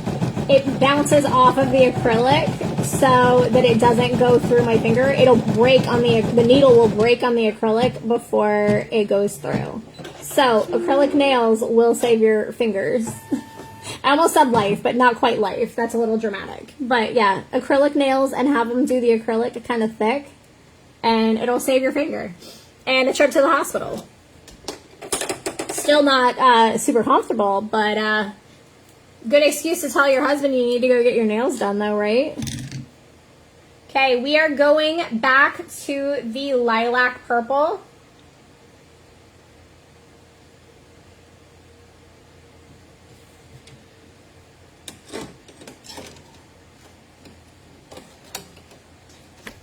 Sorry, I didn't mean to bump you.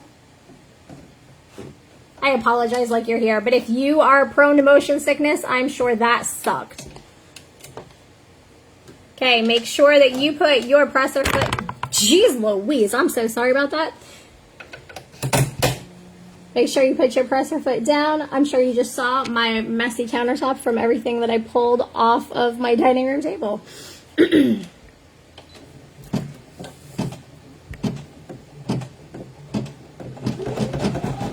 So this lilac stitch out around the mermaid's tail here, this is a 4-minute stitch out. Oh, Reba, you were 13 at the time. Oh my goodness. I know that had to be scary because it was scary for me. I never did it as a child, and I worked on industrial machines as a child, but I never had it happen until I was 30 and had an embroidery machine, and I did it on a stinking embroidery machine.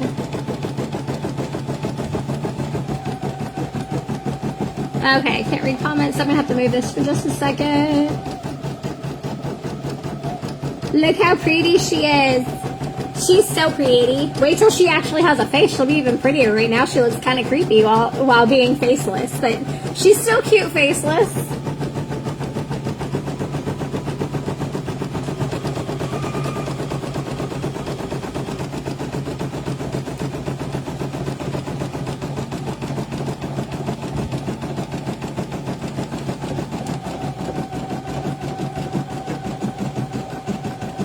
We're going to be playing thread roulette. If you guys have never played thread roulette, it's where you are on the end of a spool of thread and you try to make it to the end of your design without running out of thread. So we have a couple of places where I need to stitch with this white thread that I'm worried I'm going to run out of white thread. So we are playing thread roulette. Anybody want to place bets on if I'm going to make it or not? Place your bets in the comment section for our thread roulette game.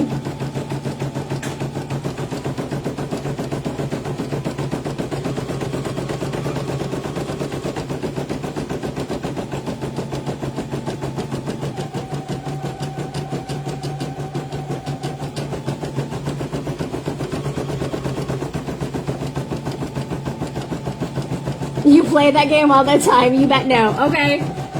We got one vote for no. Wendy's got confidence in me.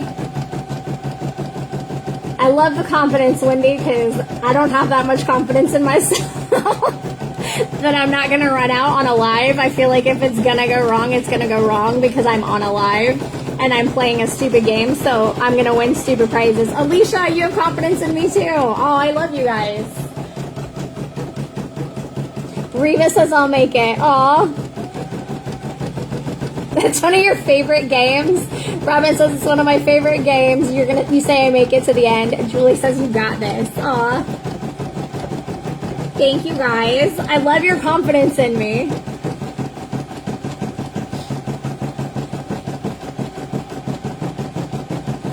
So our next step is the white with the whites of the eyes. It is a 3-minute stitch out.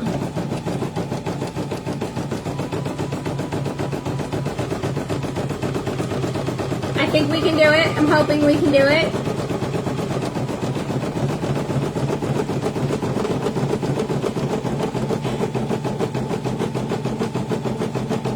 You're hemming the dress with tape. Hey, listen, it's better than hemming with safety pins. I might have done that before. Not for fear of cutting, but just due to time. Oh, so that's another trick I'm going to probably have time to teach you guys tomorrow. Is this machine will tell you before you run out of your bobbin thread.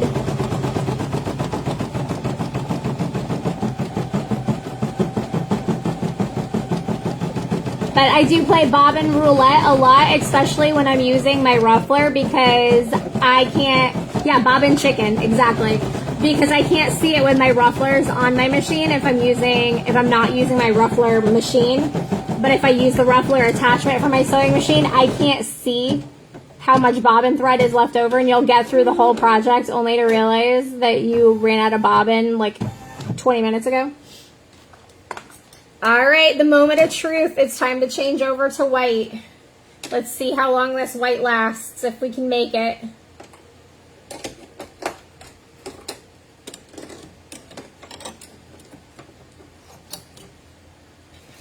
It's the most dangerous game in sewing.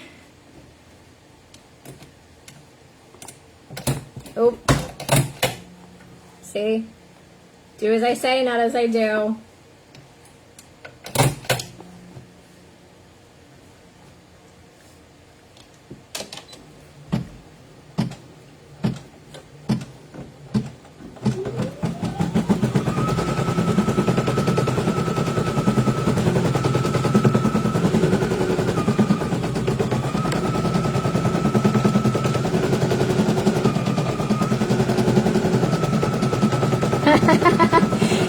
So, Lizzie, the link, if you want to use one of my links, I have Amazon links. They are affiliate links. If you use one of my Amazon links and you buy it on Amazon, because they're on sale right now for $900, it is in the event section of the group. It's in one of the comments.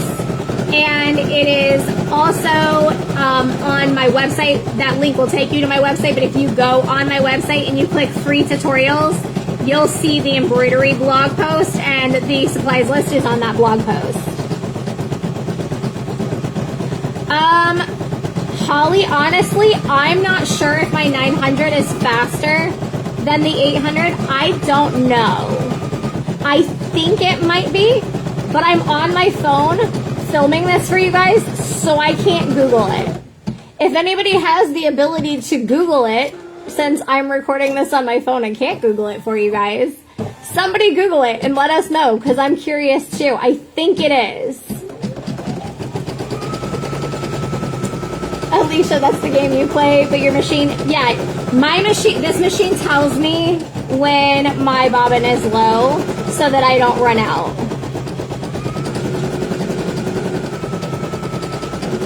I also, Holly, I also have my machine there. You can go into the settings, and I have my machine set to stitch on the fastest stitch out. Because when you're making pageant clothes and you've got 16 appliques to do, nobody has time for it to do 300 stitches per minute. I don't remember what this is set to. I want to say 800 stitches? Does this say go up to 800 stitches? I don't remember. I forgot what I set it on. But I have it on whatever the fastest setting is for this machine. I have all my machines set to the fastest stitch out. Ooh, guys, we're getting close. We might not make it.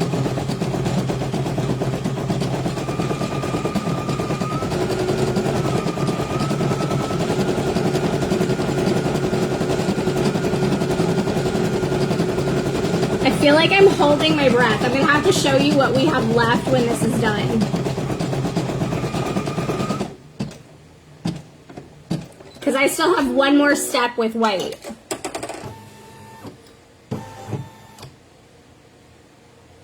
So we're switching over to black, but this is what's left. I don't know if you guys can see that or if it's too shadowed, but that's what's left of the white. There's like nothing left, but I'm hoping it's going to be enough to do the catch lights in the eyes.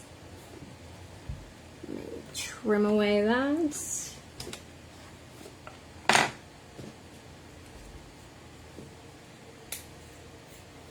Holly, now you've got me wanting to Google whether or not it's this, if it does the same stitch out speed.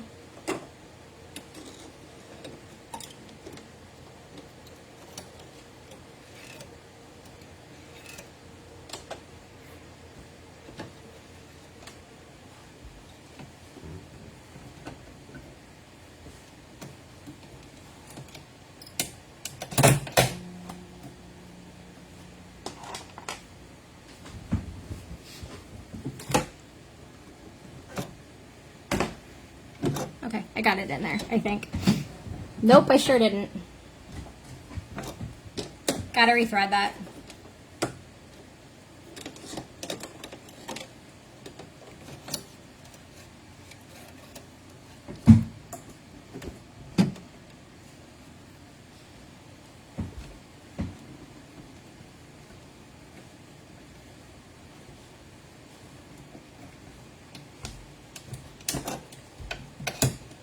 Oh.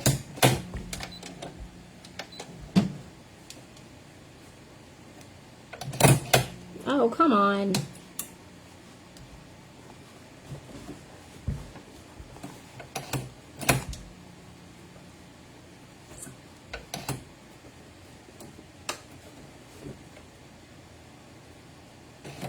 This is what happens when I try to stand on my head and thread my machine for you guys. So you guys have a good view, but I do not trying to thread this thing. There we go.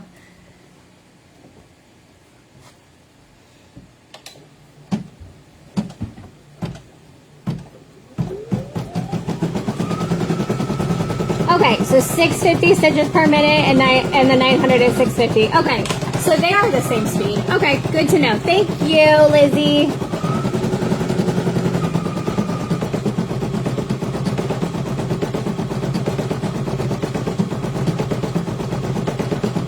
The anxiety was intense.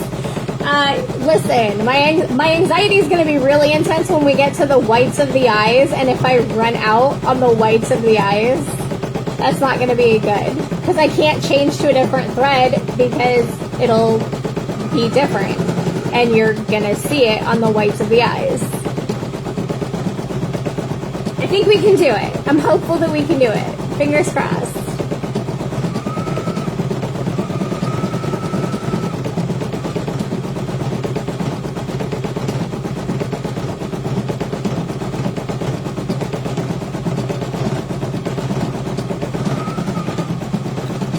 We are on our third to last step. So we have this black left to go.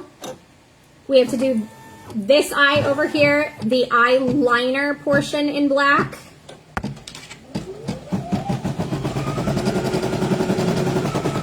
And then we have the whites, the catch lights in the eyes. We have the catch lights that go in the eyes, and then we have pink, and then we are done. This black is a 4-minute stitch out.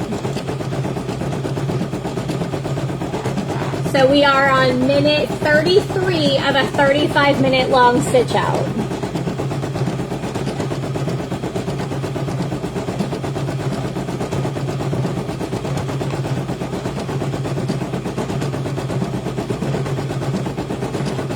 Holly, the jump stitch cutting by itself is game changing and absolutely worth every penny that this machine costs. Especially if you're going from the 800 to the 900. The jump stitch cutting is game changer, and being able to send your designs through Bluetooth to this instead of having to do a USB is also game changing. However, I don't do it as often as I should. I still rely on my USB a lot.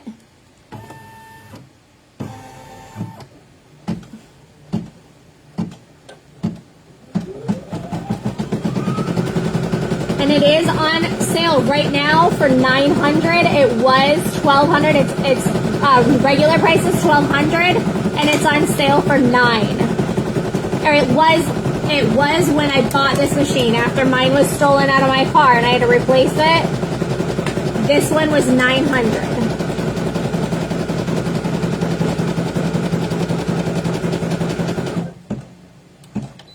I'm going to pause that for just a second. So also you can pause it mid-stitch by pressing the button.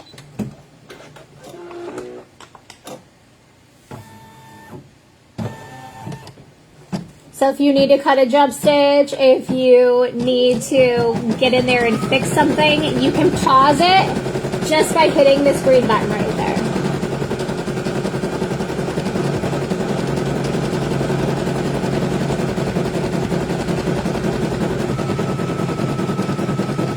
I know Amanda said that she's stitching along. Is anybody else sewing while this is going? Is anybody else sewing or doing embroidery too?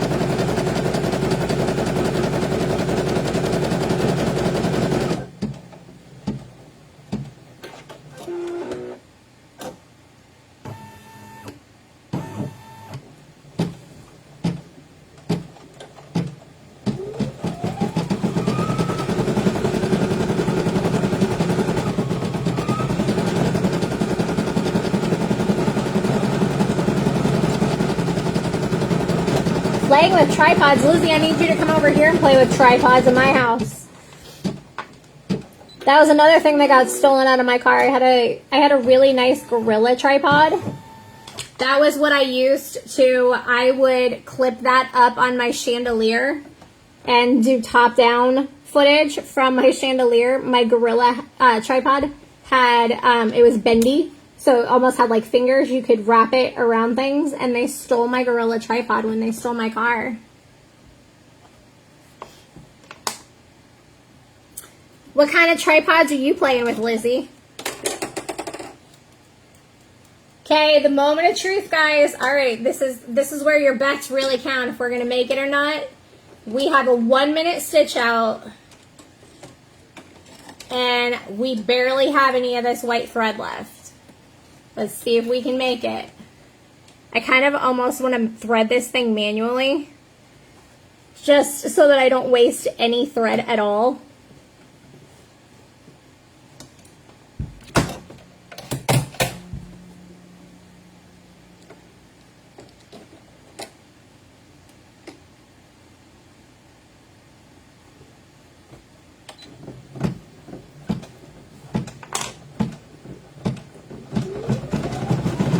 Sewing chickens, Debbie. I need to hear about this.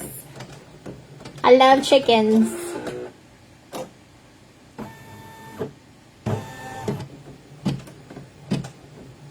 You did your nails. Kathy, we gotta see your nails in the group. Oop, I paused it. Sorry, guys.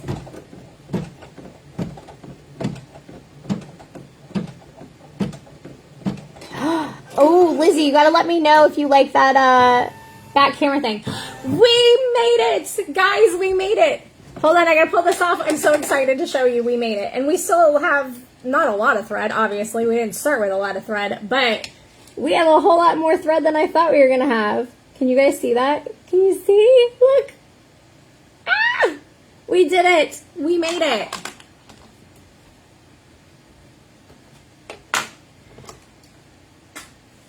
All right, now we are sewing with the Dusty Rose Pink. And this is our last color change and our last step in this design. It is a 2-minute stitch out. So in 2 minutes, she's going to be done. You knew I could do it. That makes one of us, Reba. That makes one of us, because I wasn't sure.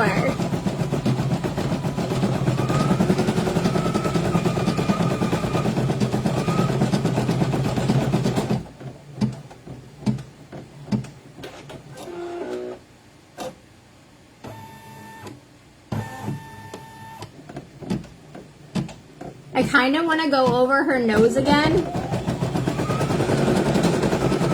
because it seems like it skipped a step, like an area.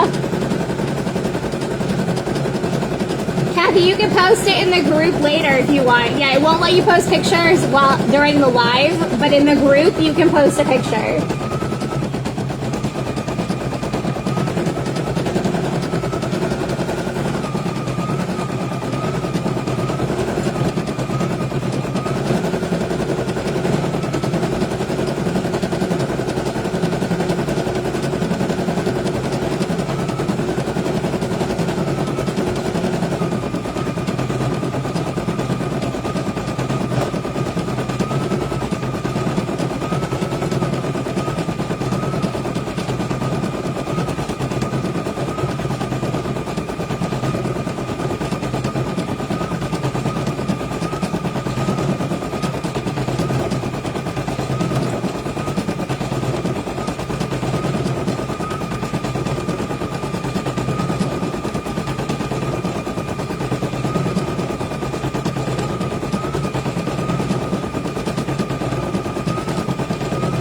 I feel like singing the final countdown.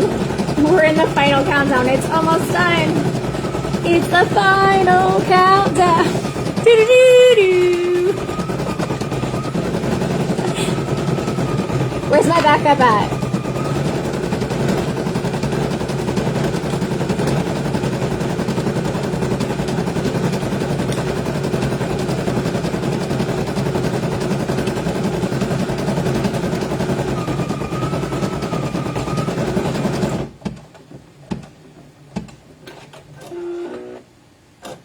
Ta-da! All right, I'm going to turn you towards me. If you are prone to motion sickness, I'm moving my phone. Hello. Did you miss my face? All right, let's pull her off the machine so I can show you guys. Okay, so this is Markitty. So one of the reasons why I really love doing applique versus solid embroidery is, number one, my stitch out times are a whole lot faster. But number two, I can determine what this looks like by picking different fabrics. So this is going to give you a completely different look than if I did this, if I did satin or cotton instead of the scuba.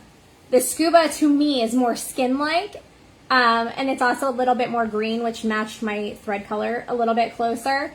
The tail, I have used a glitter vinyl, not the stuff for like the crickets and stuff. It's a different. It's a marine vinyl. It's thicker, or the marine canvas is also really nice, and that would give it like a glittery look. I was looking for that for tonight, but I couldn't find mine in the right color. So one thing I will say, I get a lot of my files off of Etsy. You can digitize them. I'm not the biggest fan of auto digitizing.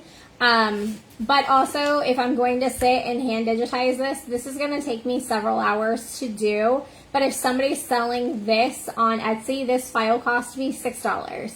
If I can buy this file for $6 on Etsy, I'm going to buy it for $6 and save myself 3 hours, because why reinvent the wheel when somebody else has already done that? That being said, read reviews. Read the reviews to make sure that they're not just auto digitizing and then popping something up on Etsy to just make a buck or two. It's a sad world that we live in, but you know, it is what it is. Some people just don't have care for what they sell, I guess. So if you want to know what you do with this now after you have embroidered it onto felt. So I buy my felt by the yard. You can also buy the sheets if you want to just do sheets, because then you don't have to cut anything out. You can just lay it on there. If you do have a multi-needle, you can do by the yard, and then you can just cut it to fit your hoop. So this is a patch sewn on felt. This little guy, the wings, you can see they're shiny. I don't know if you guys can see that the wings are shiny. So the different types of fabric that you use will determine the look. This is a horsehair bow. If you guys do not know, I literally just uploaded the horsehair tutorial from a Sew Along Sunday from our Pageant and Dance Sewing Circle group.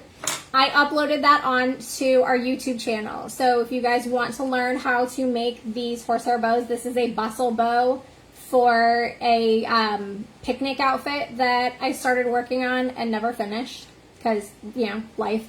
So I wanted to pull this out. But what I do is I will take rhinestones, and you can stone all the way around the edge of this, and then you can go through after the glue is dry and you can cut it out. Take a lighter and you can melt the felt. That rhymes and I didn't mean to. Give me 2 seconds. Do you guys want to see some other examples of some other embroidery stuff? Some other applique, like patch type stuff. Do you guys want to see that? I can grab it.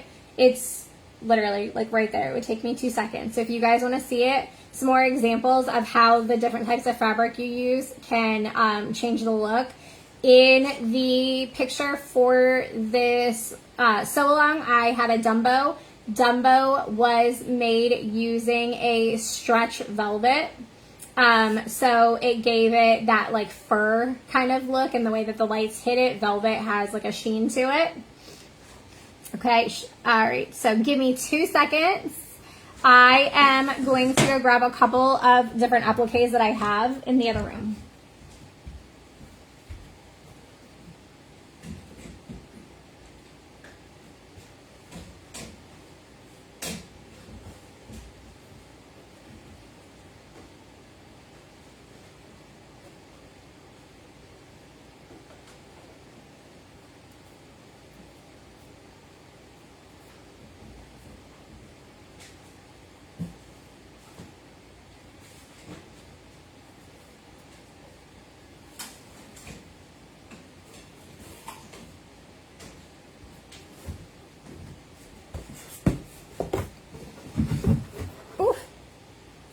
Okay, so this one I used kind of like a tie-dye swirl cotton.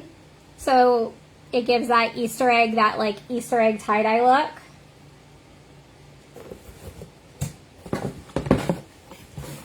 I have a box of them. My bunny. So this is a velvet. This is a stretch velvet. And then the belly, instead of using any fabric at all, I just used my felt. I just left it, instead of placing a piece of fabric down, I just left my felt there because it was already white.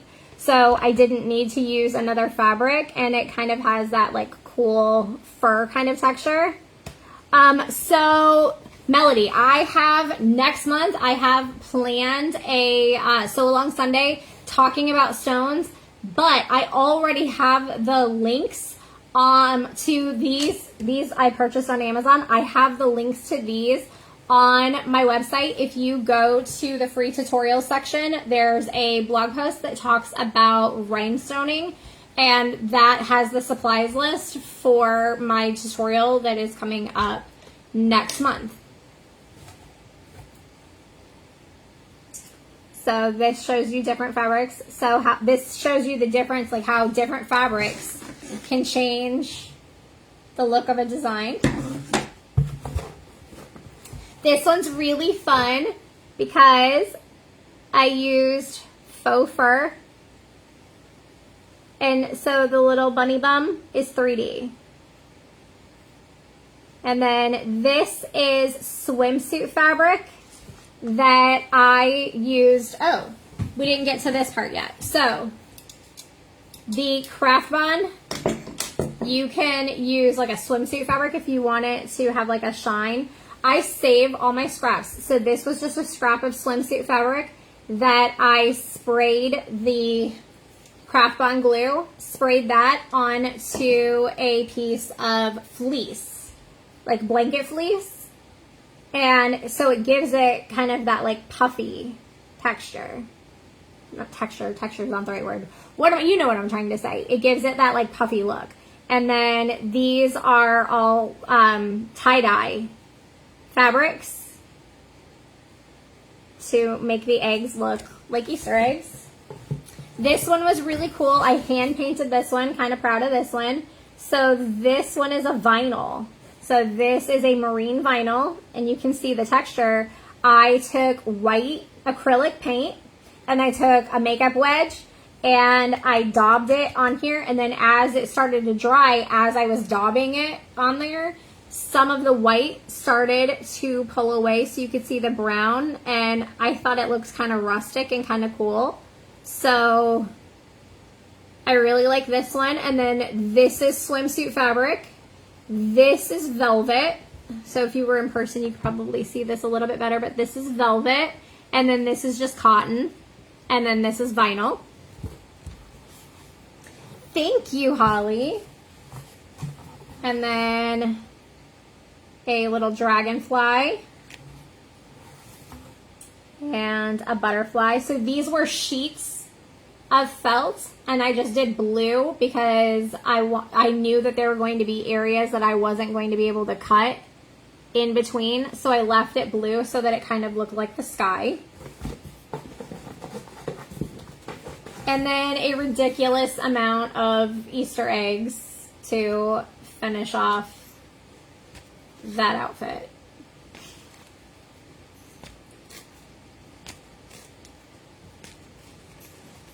And then if you guys want to see the back, so you can see that there's the felt on the back, I glued the stones around, and then I took a lighter and I melted away all of the extra felts.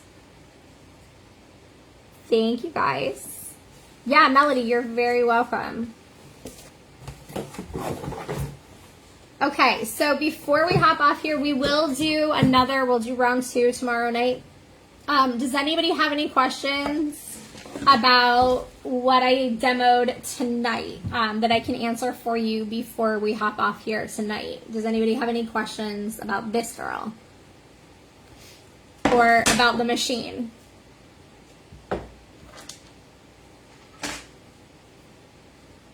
It's shiny. It is shiny.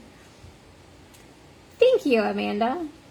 That's what, see, this is why I really enjoy doing applique, because like I said, the fabric, you aren't going to get this cool effect if I just did straight embroidery. If I did an auto digitized design, you're not going to get anything that looks this clean. An auto digitized design isn't going to give me a 3D bum. Look at that 3D bum. Look how stinking cute that is. Tell me that is not the cutest. So you're going to see a lot of people do straight embroidery, and that's one of the things that I feel like does set me apart, is because I, for the most part, only do applique. It's faster, and to me it's just cooler because I can change up the look of this. I mean, look, this looks like a metallic wagon. And so I really enjoy using the fabrics in there. Melody, it will be available in the Facebook group for the 30 days, but I'm also going to try to have this uploaded onto the YouTube channel. If you are not already subscribed to the YouTube channel, it's Pageant Patterns. If you subscribe to the YouTube channel and hit the bell, it'll send you notifications whenever there's a new video up. So yeah, for all of you guys who are not already subscribed, please go subscribe to the YouTube channel. We just hit 80 subscribers yesterday, or was it this morning or last night? I can't remember. Either this morning or last night we hit 80 subscribers. So it's a slow growing channel, but we're mighty, right? We're mighty. I love my bunny bum. He's so cute. And then the fact that this is velvet, it's very tactile too. So if you have a child that has sensory issues and they, you know, if they're overwhelmed or overstimulated and they're wearing something like their makeup cape, if you put something that has velvet on their makeup cape, they can sit, or the faux fur, they can sit and pet it, and maybe that'll help to relax them. So like say you did the bunny on the makeup cape and then you could put their name underneath it right here. They could sit and just pet the bunny to calm themselves down. And then the horsehair bow, this tutorial is up on the YouTube channel as well. If you're watching this on YouTube right now, I'm going to link it up here in the cards so that when you're watching this on YouTube, you just can click this link up here in the cards and it will take you to the tutorial for this horsehair bow.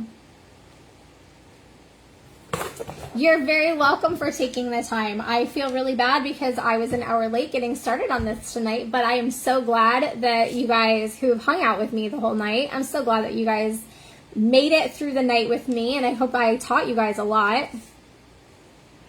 Okay, so sequin fabric, yes and no. Personally, I would use glitter vinyl before I would use sequin fabric. Sequin fabric that has like the glue where the sequins are glued on, that stuff is a nightmare to sew with. If you've ever sewn with it, the glue gobs up your needle. And when it gobs up your needle, you have to sit there with rubbing alcohol and clean off your needle every couple of stitches. So it'll take you forever. It's a nightmare. The sequins where they're hand sewn on, or not hand sewn on, machine sewn on, you're going to have to sit and hand cut out of the stitch area. You're going to have to sit and cut that out. Have I done it before? Yes. Do I recommend it? Not really. If you want sparkly, hold on, let me go get some. It's in the other room. If you guys don't mind bearing with me for one more second while I step off camera, I do have some glitter vinyl in the other room that I can grab and show you guys what glitter vinyl looks like. If you want something that's sparkly, if you want something that's shiny, I recommend doing glitter vinyl, glitter canvas. Sweet and Sassy blanks is where I get a lot of my glitter canvas, glitter vinyl stuff. Wendy is such a sweetheart. She is one of the people who is teaching at the Applique giveaway I think it's next weekend or 2 weekends from now, but Wendy is an absolute sweetheart. I have known her now for nine-ish years. I absolutely love her. So give me just a second and I'll show you guys the vinyl.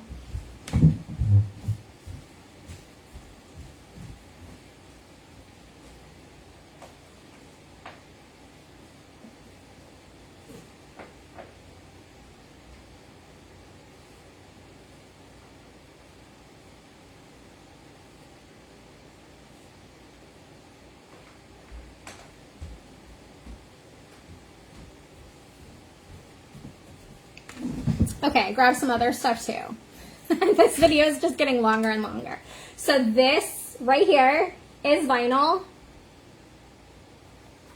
You can see it has the backing on it. This I do not put heat and bond on. If you use this, I don't recommend putting it through the dryer. Can I go through the dryer? Yes. Have I done it? Yes. Everything when you buy these, it tells you not to put them through the dryer. Have I done it? Yeah. Is it recommended? No. So there's your warning. If you get this, don't put it on t-shirts that you plan on putting through the dryer. Now, organza. Now this stuff is terrible to sew with. It's absolutely awful to sew with. However,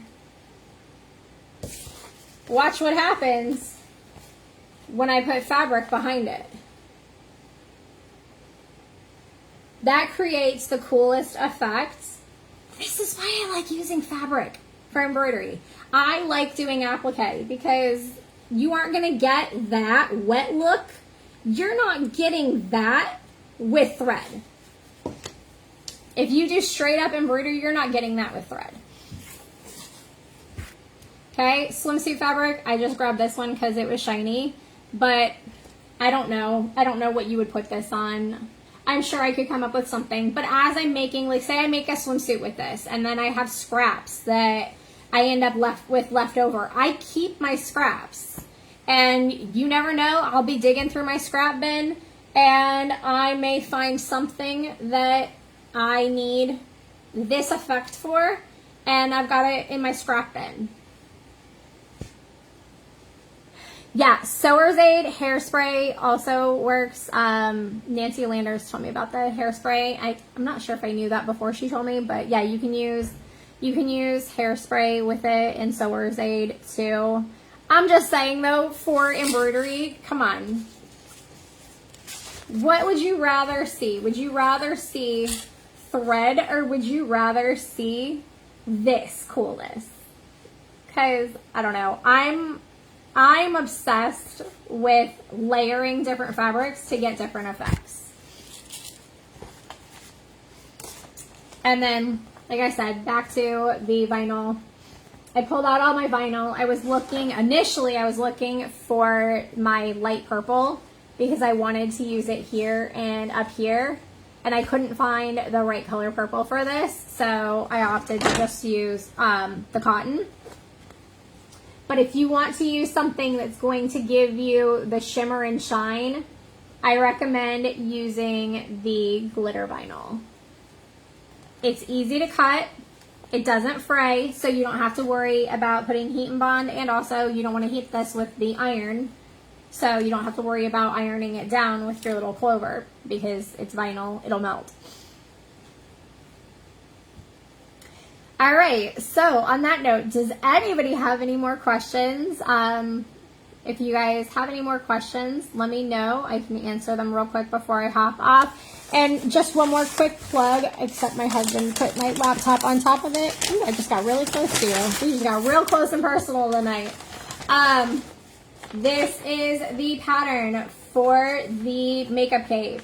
The makeup cape challenge ends tomorrow. So if you guys want to enter the makeup cape challenge, it ends tomorrow. And starting July 1st, we are doing the Lucy Retro Apron Challenge. So all through the month of July, you guys can make the aprons. You can make as many as you want. You can enter the challenge as many times as you want. If you make the apron, you're going to post it in the group. You can add embroidery. I did a couple of them. I've done a couple of them that have embroidery on them, but one of the ones that was probably my favorite that I did was Chip and Mrs. Potts, and on the chest I did the faces of the characters, and then on the waitress apron part on the bottom I put the name. And for Chip and Mrs. Potts I used a satin, and I did fleece behind the satin, sprayed the fleece with my craft glue, and then stuck my satin to the top of it, smoothed it out so that when it stitched down, anywhere that the stitching wasn't, anywhere where there was that fabric, it had like a 3D puffy effect. So it almost created like a dome kind of look to the design. So if you want to do embroidery on your aprons, that whole chest area is open. You can do embroidery on the chest area of your aprons. Kids sizes, you're going to do a 4x4 hoop size or design size on the chest of the kids, and on the adults you're going to want about a 5x7. I did a plus size for my mother-in-law, and I did the 5x7 on the chest for her. It was 7 inches across this way for Mrs. Potts, and it looked beautiful. So for my aprons, I stitched it directly onto them. For my pageant outfits, I am a big proponent of, well, used to be a big proponent of stitching directly to garment until I made, and I said this at the beginning, I used to stitch them directly onto the garment until I made a skirt, and I might have actually still have it in the other room, but I'm not going to leave camera to go grab it. But I came across it the other day and it made me laugh. When I made, I don't know if you remember, but I did a Mood Board Monday. It's on the YouTube channel if you don't, but I did a Mood Board Monday where I showed how I came up with the concept for the Disney cruise outfit that had the characters peeking out of the portholes. I had the portholes going all the way around the skirt, and I was on, I don't know if it was the 3rd or 4th porthole, but one of them ended up somehow like this. It ended up a little bit wonky. It was a little bit higher than the other one, and it threw everything off, and I had to start all the way over again. And each stitch out was like a 45-minute stitch out. So if you're on like the 3rd or 4th one, you're almost 3 hours in by the time you cut everything out and, you know, do everything else. You're hours into this. So I started doing it on the felt, and I glue it on. It really, it's project by project. If, like on Dumbo, I did the face on the chest because the ears were 3D. I went all the way around the skirt, and I did the embroidery on Dumbo. That was the picture for this event.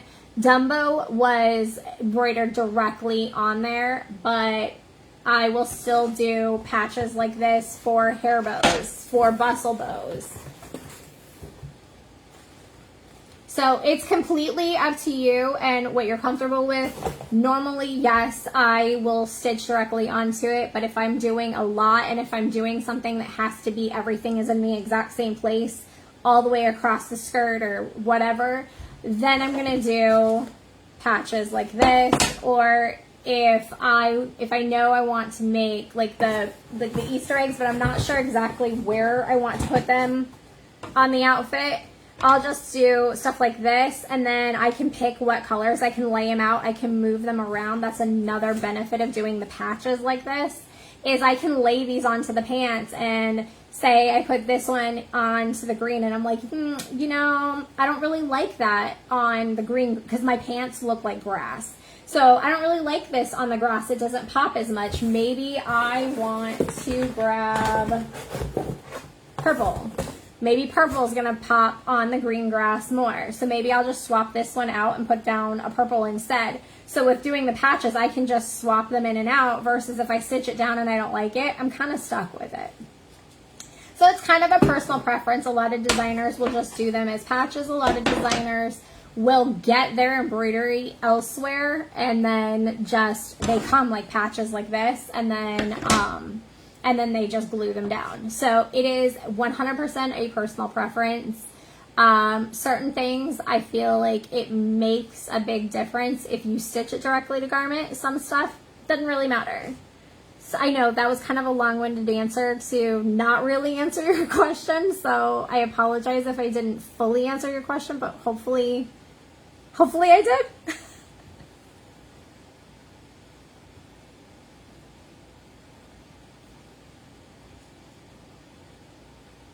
All right, anybody else have any more questions? I know it's getting late. I apologize for starting this so late. Now we're ending late.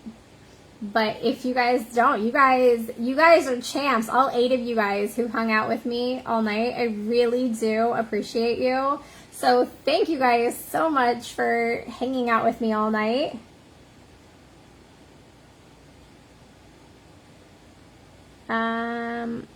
E6000, Julie. I use E6000 if I'm going to do it as a patch.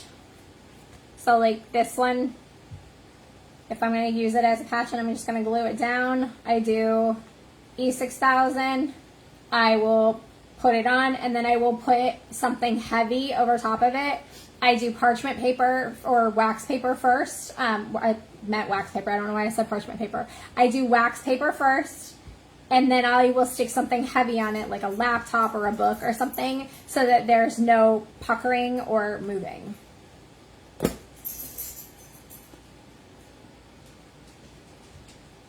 Oh, yes, Lizzie, thank you so much. I would appreciate that.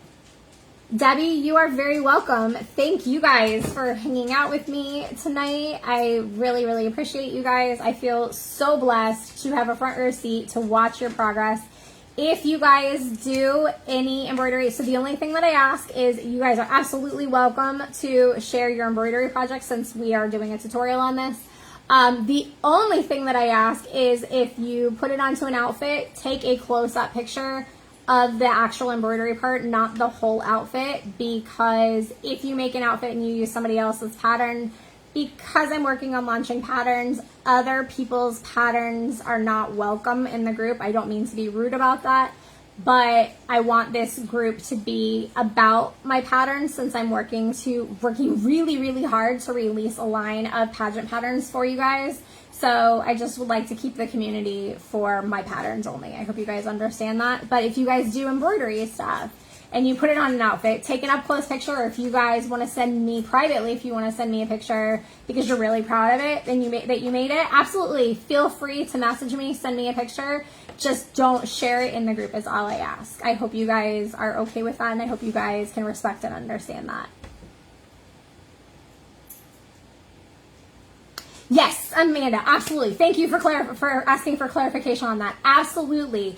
The cape pattern, the Lucy pattern, I have a swimsuit pattern coming, hopefully September.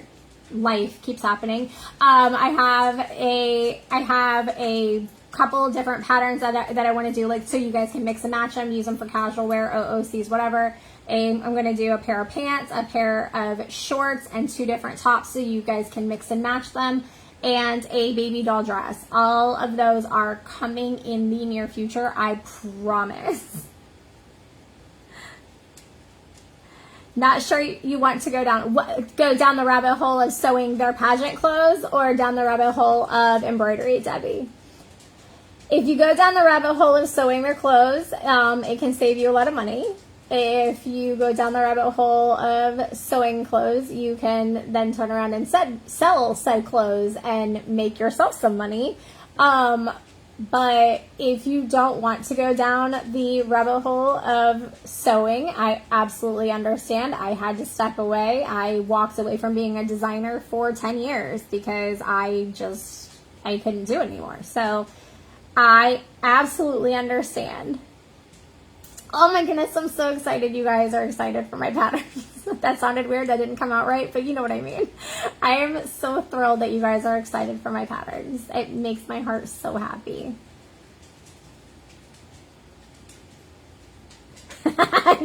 Lizzie, you're down the hole. You went down that rabbit hole. Okay, so Debbie, what is it about the sewing? Is it that it intimidates you? Or is it that it's the time commitment? What is it about going down that rabbit hole that makes you not want to do it? If you don't feel comfortable, I'm sorry, probably shouldn't have asked you that publicly. If you don't feel comfortable answering that, by all means, you don't have to. But if you want to message me privately and discuss it, feel free. My inbox is always open to all of you guys. If you guys ever want to inbox me, my inbox is always open to you guys to ask questions, or if you guys have concerns, my inbox is always open. So Debbie, I'm so sorry, I didn't mean to put you on the spot like that. But if you do feel comfortable answering why you don't feel comfortable sewing, I would be happy to talk it through with you if you want. I'm here to be your cheerleader. So I'm here to tell you you absolutely can do it. But if you have reasons that you don't want to, I don't want to talk you out of them if they're valid reasons. Okay, skirts. So Debbie, they're not as intimidating as you think they are. I promise they're not as intimidating, and I don't want to bash other YouTube channels. I don't want to bash other people, but I will tell you that certain tutorials that are out there make it seem so much harder than it really is, and they're not, I don't want to say correct, because everybody has a different way of doing things, but they're not the way that most of us designers, that's not how we make our skirts. So you use way more fabric, and the technique is super intimidating. So I promise you, if you want to dive into doing skirts, I promise you I will make it less intimidating for you. I am here to hold your hand, walk you through it every step of the way. If you haven't already signed up for my courses, I have the So Confident course and I have the Serger Secrets course. The courses don't teach you how to do the skirts, but they teach you the techniques so that when we get into doing the skirts, you've already mastered the technique. So then all you have to do is master the construction of the skirts. But I teach you how to sew with stretch fabrics. I teach you the technique of ruffling and using a ruffler. I teach you how to do a fishing line hem and how to get beautiful fishing line hems. You can also gather / ruffle with your serger. It's not a technique I use, but it is a technique that Valerie, Pageant Designs by Valerie, it's a technique that she uses and she loves it. Personally, I hate it, but I teach it because I want you guys to have options. If you guys have taken the courses and if you guys would like to get a review on the courses, I do have a review section on the website, or if you want, you can leave it in the comments here. Leave a review for the courses, and if maybe you guys can inspire somebody else and encourage them to dive down that rabbit hole and that sewing isn't as intimidating as they think it is. Debbie, I am so glad you found me. I'm not sure how you found me, but I'm really, really thankful that you did find me. I do have a ton of tutorials in the group. They're going to be up until Monday, or tomorrow. And then some of these sew along Sundays that like I'm doing right now, those videos I've downloaded and I'm going to put them over onto our YouTube channel too. But yeah, if you want to sign up for the courses, I have both courses where you can buy them individually. If you want to do the bundle, if you want to bundle them together, it's called the Pageant Sewing Masterclass. And I do have a bundle price on that. So instead of paying $30 for each class, you can bundle together, do the Pageant Sewing Masterclass. And it is $55 instead of $60. So it'll save you a little bit of money too. Yeah, so Valerie is one of my best friends. Valerie is such a sweetheart, and as long as I've been sewing, as long as she's been sewing, she went through my courses when I launched them. She was one of the ones who helped me to make sure that there was something in there for everybody. So when she took it, she was blown away at how much I put in there that wasn't just for beginners, because she thought it was going to be a course that was just for beginners, and she was very surprised that there was more to it than just beginners stuff. Oh, thank you, Lizzie. Lizzie said Christy's an amazing teacher. I've been a fan of hers for a long time now. Oh, thank you. So Lizzie, just so you guys know, when I first started doing the courses, when I first started doing the So Confident course, It was called Sewing Fundamentals, and I did it live, just like I'm doing with this. I went live every night for 2 weeks, and I taught the techniques during lives. I did that for 2 rounds, and then we decided to film them instead, so that way you guys can work at your own pace. And you guys don't have to wait until enrollment's open. Like when I did it live, you had to wait until I opened up enrollment. So I wanted to do it where you guys could enroll at any time and work at your own pace. But Lizzie was one of the OGs in my sewing course. She was in the very, very first class. So thank you, Lizzie. I don't think I would be here right now doing what I'm doing if that first class hadn't been as successful and if you guys hadn't been in that class cheering me on. Aw, yes, you did. Yeah, that's true. Yeah, when you did Glitz Pageants. Yeah, I was still a designer then. Crazy. I mean, I guess technically I get listed as a designer. I cringe because I don't want to be seen as a designer because I'm working releasing patterns. So I'm doing, as I'm testing the patterns, I'm sewing stuff. So I'm doing ready to ship, but like when people like say like I'm a designer, I kind of cringe because I don't want people messaging me asking me to do customs right now because my focus isn't on doing customs. My focus is on patterns for you guys.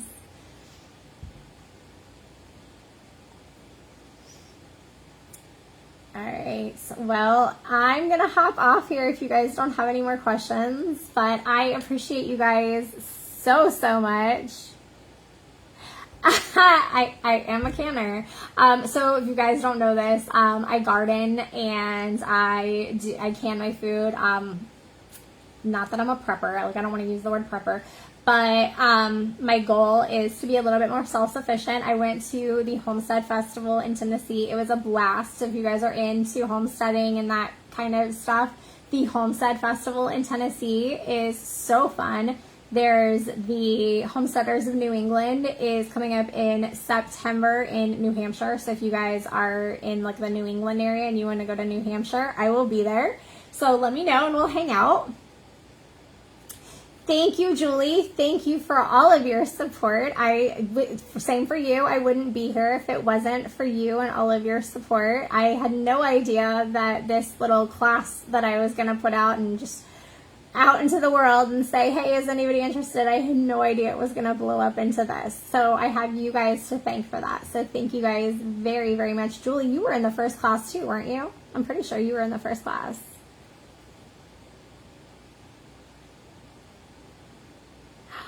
Oh, yeah, I need to see your squash. I have a really cool squash. I'll have to post it. And do you guys want to see, like, do you guys want to see garden stuff in the group? I know it's kind of off topic, but I have a really cool squash that's growing. It's called a fasciated blossom. So it's where 2 squash grow together like this, and then there's a third one that's coming off like this. So it's really cool. I've never seen anything like it. I took a picture of it. So if you guys want to see it, and I can post it in the group. It's totally off topic. But if you guys want to see like random off topic stuff, let me know and I'll post that in the group tomorrow too. Because I don't know. I think it's cool. Share with you guys. Okay. All right. So I will share it with you. Absolutely. But thank you guys so much. We're like, I keep saying we're going to go and then we keep talking about other stuff. But I love hanging out with you guys. Thank you so much, and I will see you guys tomorrow night. Have a good night, guys. Bye. The deer have been eating everything you're growing. No, so you need cattle panel fences. So go to Tractor Supply. They're really inexpensive. You can get cattle panels at Tractor Supply and then get the T-post, and you can put it up around your garden area, and it'll keep them out. All right, go. Good night. Good night, guys. I will talk to you later. Have a great night, guys. Bye.